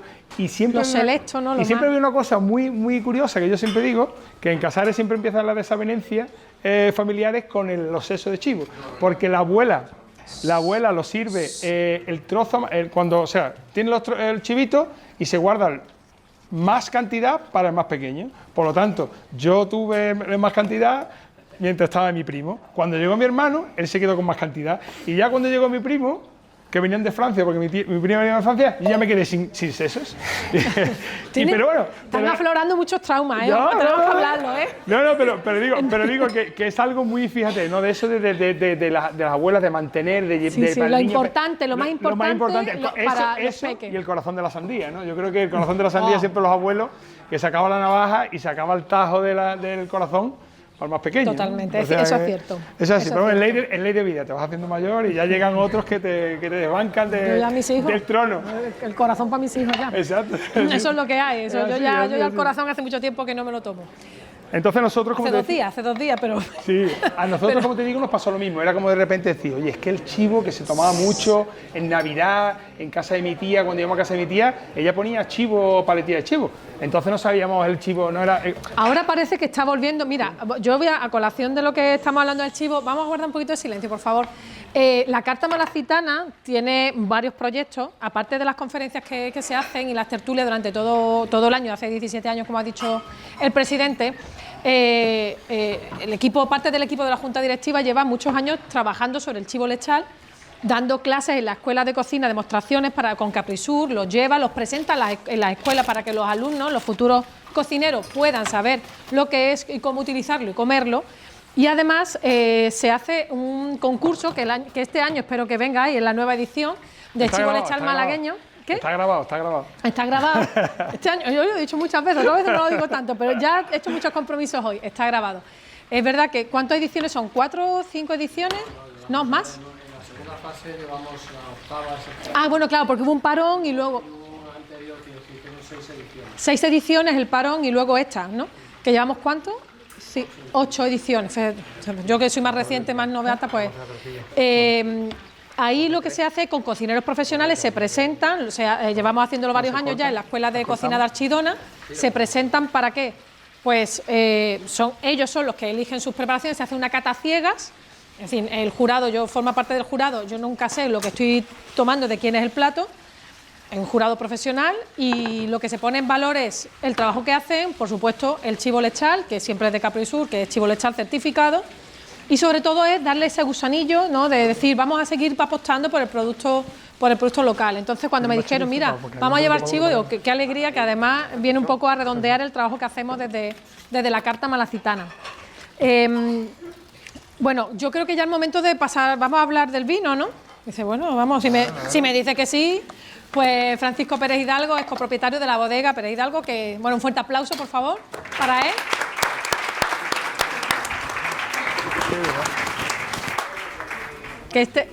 Sí. Yo voy a intervenir primero. Bueno, yo me voy quedando sin tiempo, como empezamos a intervenir. Para Paco porque... Ven. Para presentar a Paco porque de Paco hay que decir... Veniros por aquí. De Paco es importante decir que es socio fundador de la Carta Malacitana y que la Carta Malacitana se originó en su bodega de Álora en unas reuniones previas donde estaba todo liderado por nuestro añorado Manolo Maeso. Y eso es importante, por eso quería decirlo. Muy bien, estupendo. Bueno, pues gracias a la Carta Malacitana, Antonio, Laura, por esta invitación. A los restaurantes Sarmiento hay que decir también que además de la cocina le dieron el premio Puerta Nueva, entre otras cosas por cómo trata los vinos de Málaga, ¿no? Porque es importante que los restaurantes también traten bien los vinos de Málaga, que tenemos unos vinazos aquí, ¿no? Yo siempre, una breve alusión a la historia de los vinos, breve, para que no lo sepa. Los vinos de Málaga, bueno, elaboración de vino de Málaga llevamos haciendo desde hace 6.000 años, no son de ayer. A mí me gusta mucho repetir que cuando he estado recientemente en Borgoña, te va uno al priorato y siempre aluden ellos a lo que sería su historia. Y ellos siempre aluden sobre todo a los monjes Cluny, que empiezan allí a generar los clos, en el priorato también con los clos Mogador, allí con Scaledei, y ellos tienen 1000 años de historia, nosotros tenemos 6000, y desde la historia de los fenicios estamos exportando vino, es decir, que esto no es una cosa nueva en Málaga. Digo eso porque, desgraciadamente, en Málaga tenemos muy poca viña comparada con la que había antes. Aquí llegamos a tener, hasta antes de las filoseras, 114.000 hectáreas de viñedo. Prácticamente Málaga era casi un monocultivo de vino, casi un monocultivo. Bueno, pues nosotros, para no enrollarme mucho, empezamos... nosotros lo que hacemos son vinos... Bueno, estamos en Álora, estamos aquí cerquita, donde yo me he criado también en Álora, y me he criado tomando leche de cabra. Eso de la vaca allí no existía cuando yo nací, era leche de cabra. Bueno, pues allí es donde nosotros tenemos la viña. Antes había limones, pero antes de los limones había viña también, ¿de acuerdo? Es decir, que nosotros tenemos de la escritura de mi familia, ahí había viñas también, había sobre todo Pedro Ximénez y un rosario muy grande de variedades. Nosotros comenzamos con la bodega hace 25 años, es decir, la viña tiene 25 años, y la primera elaboración la hicimos en el año 2003. Comenzamos primero a plantar pues, las variedades internacionales que se han plantado aquí, porque nosotros hacemos Sierra de Málaga, entre otras cosas porque desgraciadamente el vino de Málaga, lo que es la DO Málaga, se consume muy poco. Nosotros hemos hecho vino de Málaga, pero la verdad es que cuesta mucho vender el vino dulce de Málaga con lo bueno que está. Es decir, tiene más fama en Francia que aquí incluso en Málaga, y eso es una pena bastante grande. Entonces nosotros lo que hacemos son vinos Sierra de Málaga, que son los vinos secos, con una graduación menor de 15 grados y variedades, lógicamente, están autorizadas por el Consejo. Los vinos que nosotros vamos a tomar es un Vega del Geva, que es lo que nosotros prácticamente hacemos 4 tipos de vino. Hacemos un blanco de Moscatel Pedro Ximénez seco, digo muchas veces porque hay que repetir seco, que no es Moscatel dulce. Luego tenemos este tinto, que es un tinto crianza, que tiene un año de barrica francesa, muy poco, y sobre todo es americana. Luego tenemos otro vino más, que es el Páramo de Cáceres, que es 100% barrica francesa, y luego tenemos también un vermú que era muy típico también en esta zona de Málaga. El vermú, que ahora se está poniendo un poco de moda, me encontré una botella aquí en Málaga que era un vermú hecho en Murcia y que ponía vermú estilo Málaga. Es decir, que nosotros no sabíamos ni que teníamos un estilo. Es decir, entre otras cosas, la receta del vino que yo estoy utilizando es de un vermú del siglo XIX, de una receta del siglo XIX. Bueno, pues este vino, como digo, tiene un año en barrica, eso es de la añada 2019 y ya queda muy poquita botella. Vamos a sacar ya mismo lo que sería el 2020, ¿de acuerdo? Bueno, incluso la etiqueta ha sido, queremos que todo sea muy local. Entre otras cosas, incluso el diseñador de la etiqueta es Narita, que es también de Álora. Es decir, lo que queremos es que volver un poco a la raíz. De hecho, nosotros ahora estamos incluso en un periodo de reestructuración del viñedo, porque estamos metiendo, entre otras cosas, variedades nuevas, como sobre todo la tintilla de Rota, que se llama tintilla Rota en Cádiz, pero aquí se llama tintilla, ¿de acuerdo? Que se le puede poner el nombre tintilla porque en Málaga también se cultiva la tintilla. Creo que este vino marida muy bien con esta cocina, sobre todo con el chivo y por supuesto con los quesos. Espero que os guste, ¿vale? Venga. Con servilleta, sí, voy pasando servilleta. Sí, Francisco, sí. Van a pasar ya las croquetas. Claro, bueno, pues se parte, ¿sí, no? Sí, se van a partir. Espérate, que se van a... Sí, sí. Bueno, muchísimas gracias, Francisco, perdón. Gracias por ese vino, por estar con nosotros, por participar con nosotros, más allá de la fundación, que es muy importante. Un poquito de silencio, ¿vale? Ahora van a pasar una degustación de las croquetas, que maridan muy bien con el vino que nos ha presentado su propietario. Y luego también vamos a probar estos salchichones, un poco para lo que él ha contado, ¿no? Un poco al hilo de todo, de esa chacina que es derivada, que además yo recuerdo hablar con Caprisur hace ya un tiempo, le decía, oye, ¿y no tenéis salchichón y no tenéis...? Dice, no, lo están demandando, pero no nos llega, porque antes sí tenían, no Caprisur, sino la cooperativa en su momento, aquello ya, pues desgraciadamente se paró. y se quedó una laguna ahí que nadie, ¿verdad? Nadie terminaba de coger la rienda. Entonces yo me acuerdo hablar con Miriam, digo, esos derivados se echan de menos tener un chorizo, un salchichón de chivo lechal malagueño, y dice, estamos en ello. Me alegro que bueno, que ya hayan llegado a ese punto de... Salchichón y chorizo. Salchichón y chorizo, efectivamente. Entonces, mientras que terminamos de preparar las croquetas, Si queréis podemos empezar con ahora la compañera va a pasar el salchichón. Yo es que ya, si me pongo de camarera, pero bueno, No te preocupes. me faltaba ya. Me valgo para eso, pero no me pagas tanto, Antonio. Yo me pagas lo justo. Bueno. Bueno, yo sí que le voy pasando los quesos. Sí, bueno, como... Paco, yo no te preocupes, que ahí tenemos una camarera. Bueno, este es el Los picantito. quesos... ¿No toma? Miguel, has presentado el queso con... Un momentito de silencio, por favor. Él ha presentado... Ahora ya es complicado. Ya me tienen es que cuando empezamos a sacar la comida, ya el silencio no existe. Sí.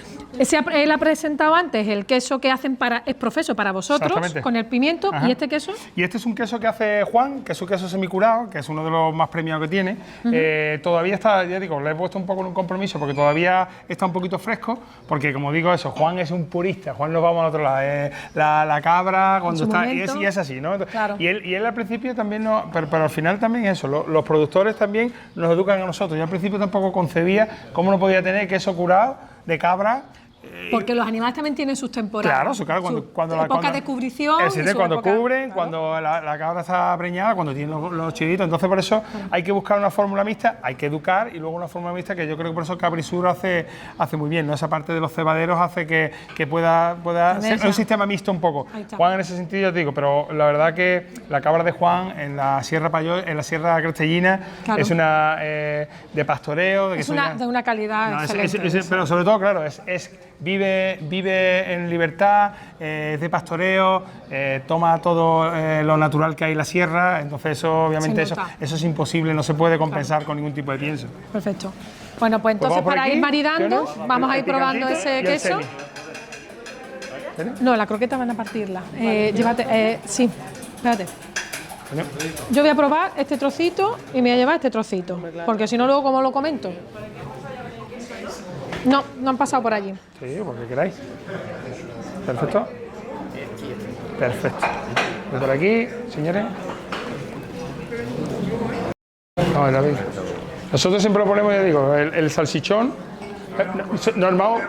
Estamos ahí que se nos acumula trabajo. El salchichón solemos ponerlo, o sea, el queso solemos ponerlo como aperitivo durante el día porque tiene ese toque un poco más picante, y el chorizo, el salchichón lo ponemos por la noche, que se puede poner y también empezar. Bueno, señores. Yo he probado de momento, claro, digo, dame un trocito porque si no como... no sé si han probado ya el queso, el que tiene pimiento, que te deja... ¿Lo han probado ya? Señores. No ha llegado todavía, están en ello, vale. Bueno. Tal vez tenemos 3 camareros, podéis quejar, es que... Vamos. ¿Por aquí? Bueno, la verdad es que... ¿Qué? Sí. Y yo porque no he querido, porque Antonio ya me estaba poniendo de camarera también. Bueno. Ahora viene el silencio después de, claro, cuando ya les da de comer, ahora viene, se pone al silencio absoluto. Bueno, aquí, mientras que ellos van probando, tenemos esa tortilla vaga, que creo que la podemos ver, José. Si podemos enfocar un poquito, por favor, esa tortilla vaga. Sí, no. Vaga porque, bueno, explica tú por qué es vaga, vaya. Ahora sí, bueno, se cocina solo, es abierta, se cocina solo por una parte, entonces la otra queda jugosa. Sí, hasta que ahí tengo algo más. Entonces, se pone, claro, se hace una parte, no la cerramos. Y se pone encima como... Además lleva habas, piernas. Ponemos brote de hojas de berro, que le da un toquecito así picante para también. Ah, qué bien. Tanta cremosidad además, un toquecito ahí de berro de aporta. Chiribilla y... Yo esto lo voy a probar. Normal. Dale la fotillo porque yo esto lo voy a probar en la esquinita.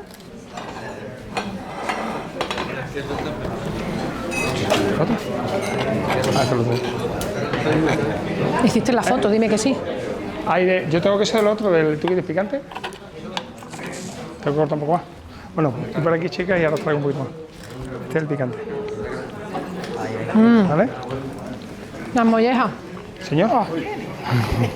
Yo es que soy muy de casquería, ¿eh? Yo soy muy de casquería. Pocas personas me acompañan a mí. A mí me gusta mucho la casquería, me gusta todo en general, pero pocas personas me acompañan y vamos a pedirme una mollea cuando voy por algún lado. Me dicen, Con un par de trocitos. no, no, ¿verdad? Otro, No a ver tengo si la tengo suerte esa. Otro más, ¿vale? Eres forofo, ¿no? Vale. Ah, Manolo un forofo. Sí, ¿no? Sí, por supuesto. Maravillosa. Gracias a vosotros. Bueno, ahora, después de esto vamos a probar, vamos a ir partiendo, si no que alguien me vaya partiendo la croqueta. Vale, vale. Vamos partiendo las croquetillas. Sí, sí. Bueno, ¿qué tal el queso? ¿El queso ya llega? Yo he probado nada más que uno, el que tiene pimiento. ¿Qué tal el que tiene pimiento? Es un queso, Miguel, es un queso fresco. Fíjate tú, yo al verlo no me he dado cuenta de que es un queso bastante fresco, Sí, sí, sí. que no es nada curado, que me gusta porque tiene el contrapunto del picante que te deja Claro. al final. Eso es lo que buscamos. No, es un queso fresco, es un queso fresco. Sí, sí, sí. Sí, sí, es un queso Sí, sí, fresco, sí, pero sí. claro, yo no me he fijado Claro. y la verdad es que es espectacular. Y esto no se puede encontrar porque eso solamente es para vosotros. Normalmente, claro, nosotros buscábamos algo así para... Hay dos tipos que suele hacer, ¿no? Al final ya no hemos quedado con este. Nos hacía uno con el pimiento picante Sí. y otro con albahaca. Con albahaca. Que también funciona muy bien porque tiene un toque así fresco, Vale. pero sí que es verdad que a la albahaca se oxida más, tiene un poquito más de problemas y luego nosotros lo que buscamos al empezar es, pues eso, Algo que el despierte paladar... el paladar, ¿no? Sí. Vale. Bueno, ahora vamos a partir, que las croquetas son grandecitas, vamos a partirlo. Y... Sí, se puede... Lo podemos así, partimos así. Vale. Hay alguien que quiera probar, que le guste Vale. el proceso y eso. ¿Tú te has hecho la foto de la tortilla? Porque la van a partir. No. Vale. Bueno, que estamos llegando al final. No sé qué os está pareciendo la conferencia. ¿Bien? Bien, estáis... Yo creo que es bastante interesante porque hemos tocado al final... Yo he dicho tres patas, que era la parte de la tierra, ¿no? La parte de cocina y la parte de la bodega, que al final en una cocina profesional necesitamos que todos los elementos se integren, ¿no? Pero que vayan todos como hilo conductor, como hablaba antes de las brasas. Y es cierto que si el vino no acompaña y ellos no tienen sensibilidad con el vino de la tierra, ellos tampoco pueden hacer su trabajo. Él puede ayudar a que la tierra siga siendo fértil y siga habiendo trabajo y sigamos comiendo cosas de temporada, también ayudando a decir, ahora no, espérate, ten un poquito de calma, gracias a su trabajo. Pero es que además luego tenemos a nuevas generaciones de cocineros y, bueno, cocineros autodidactas, pero cocineros que tienen esa sensibilidad de decir, no, espérate, yo no me voy a ir a algo diferente, yo quiero algo de siempre. Sí. Bueno, ahora llega el momento de las croquetas de asaduras, que yo espero que les gusten, que yo creo que sí. Antonio.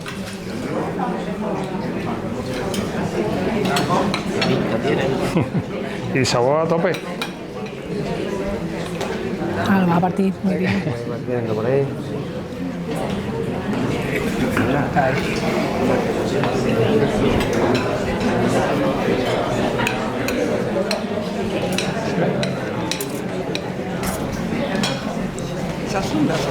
Asadura. ¿Qué tal la croqueta? Yo no la he probado. ¿Sí? No sé si me va a llegar. La croqueta igual no me llega. ¿Vieron? A mí me gusta mucho la casquería, me encanta. Pero bueno. Sí, las mollejas, los sesos. Además, yo me acuerdo de los sesos cuando mi madre me hacía revuelto de seso y eso es verdad que se perdió. ¿Rica? Se perdió. Chicas. Bueno, la croqueta yo creo que no voy a llegar a la croqueta yo. Que no me va a llegar cuando llegue. ¿Vieron? Hombre, ya, pero ya que estoy, que me gustaría más. Bueno, ¿Vieron? yo quiero un trocito a probarla, a ver si me llega. Si no pasa nada. Uf, qué olor.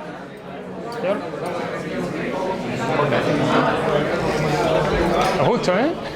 Gracias. Ana, ¿tú llegas? ¿Qué pinta?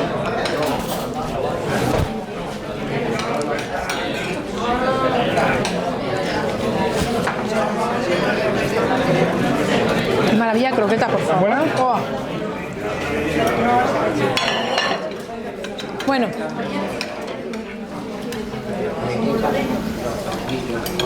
Ahora sí ha llegado la croqueta a todos sitios. ¿Qué tal la croqueta de asadura? Y ahora reconocedme, me encantaría equivocarme, ¿la pediríais si supierais que de asadura sí, ¿no? ¿O no? ¿O hay gente que... hay silencios por ahí? ¿No? ¿Sí? Al final es lo que dicen ellos, es cocina de aprovechamiento. Es cocina de aprovechamiento porque antiguamente había que aprovechar absolutamente todo. Chicos y chicas, yo hoy soy muy mala, hoy estoy haciendo de mala porque habláis mucho. Lo que decía es que ellos apuestan por esa cocina de aprovechamiento, que igualmente es muy importante en la gestión de las mermas, las famosas mermas, que da muchísimo miedo, ¿no? ¿Qué hago con las puntas de los solomillos? ¿Qué hago con, no? Pues esto tiene que estar cuadradito con una brunoise perfecta, muy bien. ¿Y qué hago con lo demás, no? Esto hay que aprovecharlo. Entonces, eso es parte, eso es muy importante en un negocio para dar rentabilidad, pero aparte para sacar platos tan maravillosos. No tenemos, están haciendo 3 tortillas con los sesos, tortillas vagas. No sé si va a dar para todos, que eso un poquito de miedo me da, porque no sé si va a llegar para todos. Pero bueno, vamos a hacer lo que podamos, ¿vale? Pues no estaba previsto que en un principio la tortilla se diera a degustar, pero era para presentarlos. Pero yo casi que antes de terminar, me gustaría casi que terminar ya con vosotros, cuando ya terminemos de la... ¿Ya? Raúl, que está todavía. Ah, ¿que quiere hacer otra tortilla? Ah, bueno, pues espérate, ¿que quieren hacer otra tortilla? Pues nada, no he hecho nada. Entonces yo creo que igual sí da para que probemos todo, que probéis la tortilla. Los 5 minutos que nos quedan, ¿vale? Porque son 1:30, normalmente hasta ahora ya hemos terminado. Primero, si tenéis alguna pregunta, ¿alguien tiene alguna pregunta? ¿Sí? La brasa. La brasa, a ver. Sí, cuéntanos sobre la brasa. La leña o la rama o vale, nosotros utilizamos 3 tipos de carbón. Nosotros utilizamos carbón vegetal, ¿vale? Utilizamos por un lado carbón de encina, ¿vale? Que es lo que utilizamos sobre todo para el tema de las carnes, porque es uno que tiene más potencia, que nos viene bien para lo que serían las carnes y demás, y además también aporta más humo, sabor a humo, porque es un carbón que da un poco más de humo, ¿vale?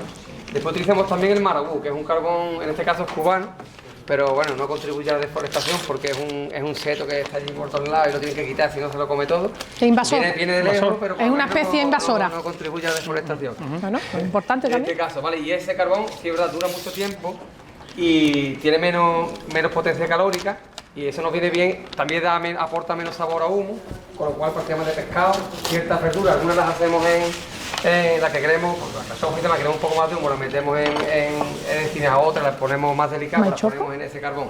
Y después para chuletillas de chivo sobre todo, tenemos siempre sarmiento, ¿vale? Que le tenemos allí también demás. Entonces está la preparación encendida, cuando pasa algo pues tira sarmiento ahí, enciende, mete un castañazo, porque el sarmiento también mete fuego y en muy poco tiempo se ha venido abajo, entonces ya ahí metemos las chuletillas. El sarmiento utilizamos para las chuletillas. Y los otros dos, pues tema pescado, carne o verdura. Vale, ¿hay alguna...? Sí, bueno, ahí en Manilva tenemos conocidos que cuando podemos pues vamos, recogemos y ya como todo es seco, pues lo tenemos allí en el campo seco y vamos cogiendo allí y tenemos un poquito allí para allá para ese acceso. Mira, mientras que hay otra pregunta, mira lo que está haciendo aquí Maichoco. Maite es de la, bueno, yo creo que es el primer obrador de cacao de Andalucía y hace unas cosas muy bien hechas. Un cacao que ella gestiona y además a nivel internacional está ganando muchos premios. Hace poco le han dado un ranking el segundo a nivel mundial en calidad, ¿eh? Con Can Roca. Sí, Can Roca es primero y Maichoco después. Casi. Bueno, yo ahí ya no sé, porque no lo he catado. El de Can Roca. Y esto está hecho con 100%. Queríamos traer un poco. A ver, payoya. Nosotros lo utilizamos con. Además, conocimos a Maite, que nos pareció, pues eso, ¿no? Que tenía mucho. Con nosotros, pues muchas cosas en común, ¿no? En cómo ella se lanza a hacer chocolate. Vintubar, ¿no? Hacer las cosas bien hechas. Entonces pensamos, cuando lo conocimos en una feria de Sabor a Málaga, creo, la conocimos y ahí empezamos a trabajar con ella. Y luego, fue un poco esa cosa que se conocen unos a otros. Ella conoció a Juan de Crestellina, de Quesos Crestellina, y sacaron una edición que no podíamos no tener. Nosotros lo ponemos siempre al final, al terminar la comida, siempre ponemos un chocolate suyo. Siempre, como ella utiliza productos de aquí, el de mango, el de Sarquía. Sí, pues lo utilizamos siempre como el de níspero, que también suele hacerlo también. Y ahora, claro, sacando esta edición, que es con pan de higo y queso de cabra payoya, pues claro, tableta de chocolate con leche, con queso de payoya de Málaga y pan de higos. Entonces, bueno, pues yo no sabía que lo ibais a traer, Sí, la verdad. pero es que nosotros la idea de hoy era hacer un menú como sería el menú más de semejante. Sarmiento, por así decirlo, ¿no? El aperitivo con el queso o el salchichón, luego hacemos la croqueta, un poco de aperitivo, el principal sería la tortilla de sesos y luego terminar con un postre, ¿no? Que en este caso creo que todo lo que veis aquí, o sea, nosotros no hemos venido a traer aquí nada que no tengamos. Es lo que estaremos en carta durante todo el año, bueno, dependiendo de la temporada obviamente. El chivo sí que lo tenemos, tiene su propio rinconcito apartado. Y bueno, también poner un poco en valor eso que hablábamos, ¿no? También una muy buena selección de vinos andaluces, ¿no? No solo vinos malagueños, que también vinos andaluces, ¿no? Que al principio era un poco locura, la gente cuando en Casares decían, pues esta gente vendiendo vino de Sevilla, o sea, el único vino que vale es el de Ronda. Y bueno, Claro. y eso, creíamos que llamándose Sarmiento, ¿no? El nombre Sarmiento viene por tres cosas. Viene obviamente por el tema de la brasa, haciendo nexo, aunque lo utilizamos solo para el chivo, pero tenía eso. Es el nombre también de la familia de mi madre se llama Antonia Sarmiento, nosotros nos llamamos Hernández Sarmiento, y es una familia de emprendedores, mi abuelo fue un emprendedor, mi madre emprendedora, y queríamos representar eso, y obviamente el vino, que es importantísimo para nuestra oferta, ¿no? Y que sea todo, que tenga todo una identidad y una narrativa similar, ¿no? Claro, que tenga un sentido, ¿no? Cuando, pues, bueno, entonces al final vamos a hacer una cosa bastante completa, ¿eh? Ahora van a pasar, están dejando las cucharillas para la tortilla vaga, ¿vale? Con los sesos. Y luego ya el cacao vintubar. Nosotros hicimos, en la carta malacitana también se hizo una tertulia con Maite, no sé si algunos de vosotros pudisteis venir, pero se hizo, no sé si se hizo aquí, ¿no? Aquí en Gastrocampus. Maite es una mujer que tenía esa idea en la cabeza hace muchos años y al final lo pudo realizar, no hace tanto, pero creo que ha sido una impulsora y una pionera, hace muy bien las cosas, empezó de muy pequeñito, muy poquito, y está llegando a unos logros bastante importantes a nivel nacional e internacional, porque lo hace con mucha delicadeza. Yo he hecho algunas catas de cacao vintubar. Vintubar significa del haba al tostador, ¿no? Es decir, del origen. Es como que ellos los chocolateros vintubares, que cogen el haba del cacao fresco y ellos hacen todo el proceso del tostado hasta la tableta, ¿vale? Por eso es del haba a la tableta, por eso se llama vintubar. Y una de las cosas que aprendí hace mucho tiempo con este tipo de chocolate es que no se muerden. Estos cacaos no se muerden, no debe, o sea, tú los puedes partir para ver sonido. Me enseñaba, dice, es que el cacao cuando se parte, si se parte en seco y se parte bien, y yo espero que como esto está grabado no me esté equivocando y me diga, ay, ¿qué ves? Es que el templado está bien hecho, el templado del cacao está bien hecho, cuando templan es una parte muy importante. Y luego lo suyo es dejarlo en boca y que se deshaga, porque estos cacaos, el perfume que tienen está muy trabajado, entonces en boca no necesitas masticar, lo pierdes mucho, te lo dejas en la lengua, además son, ya verás, son tabletas, no quiero tocar, onzas muy pequeñitas, muy ligeras, las dejas en boca, se deshacen, ¿vale? Pues un consejo, que es lo que yo aprendí y os lo comento. Así es que podemos ir pasando, si te parece.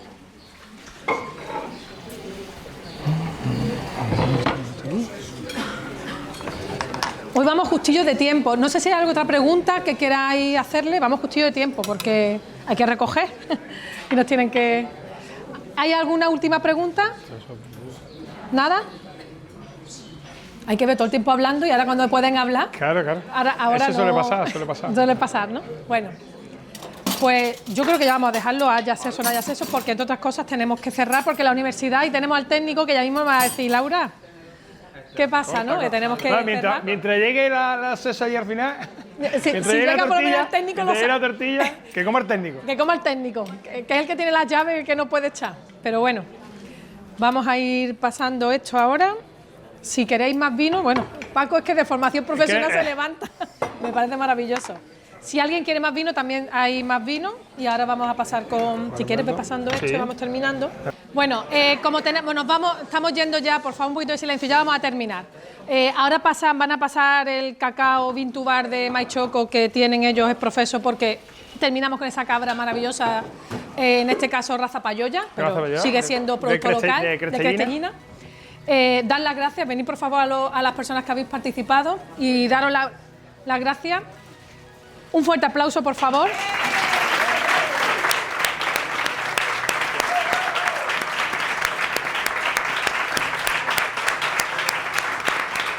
sido al restaurante Sarmiento. Cada vez que se les... Dáselo tú si quieres, a Paco García. Muchísimas gracias. Esto se lo damos a las personas que vienen por primera vez a dar una conferencia y ya, digamos, los hermanamos con la carta malacitana. Qué bueno, qué bueno. Y como vosotros la verdad es que no habéis venido nunca y es una lástima que no hayáis venido antes, pero esto no va a ser la última vez. Seguro que no. Sí, sí, yo sí. Bueno, pero ahí lo vamos a enganchar. Bueno, pero ya ha venido de otra manera. Así que muchísimas gracias, ha sido muy interesante, una clausura maravillosa. La verdad es que habéis hecho un trío contando con la parte del vino que me ha gustado muchísimo y agradeciendo vuestro tiempo, que sé que estáis siempre a tope, un servicio súper complicado he venido. Y tú, Paco, que yo sé que siempre buscas un hueco y te lo agradezco. Un fuerte aplauso. Gracias a vosotros.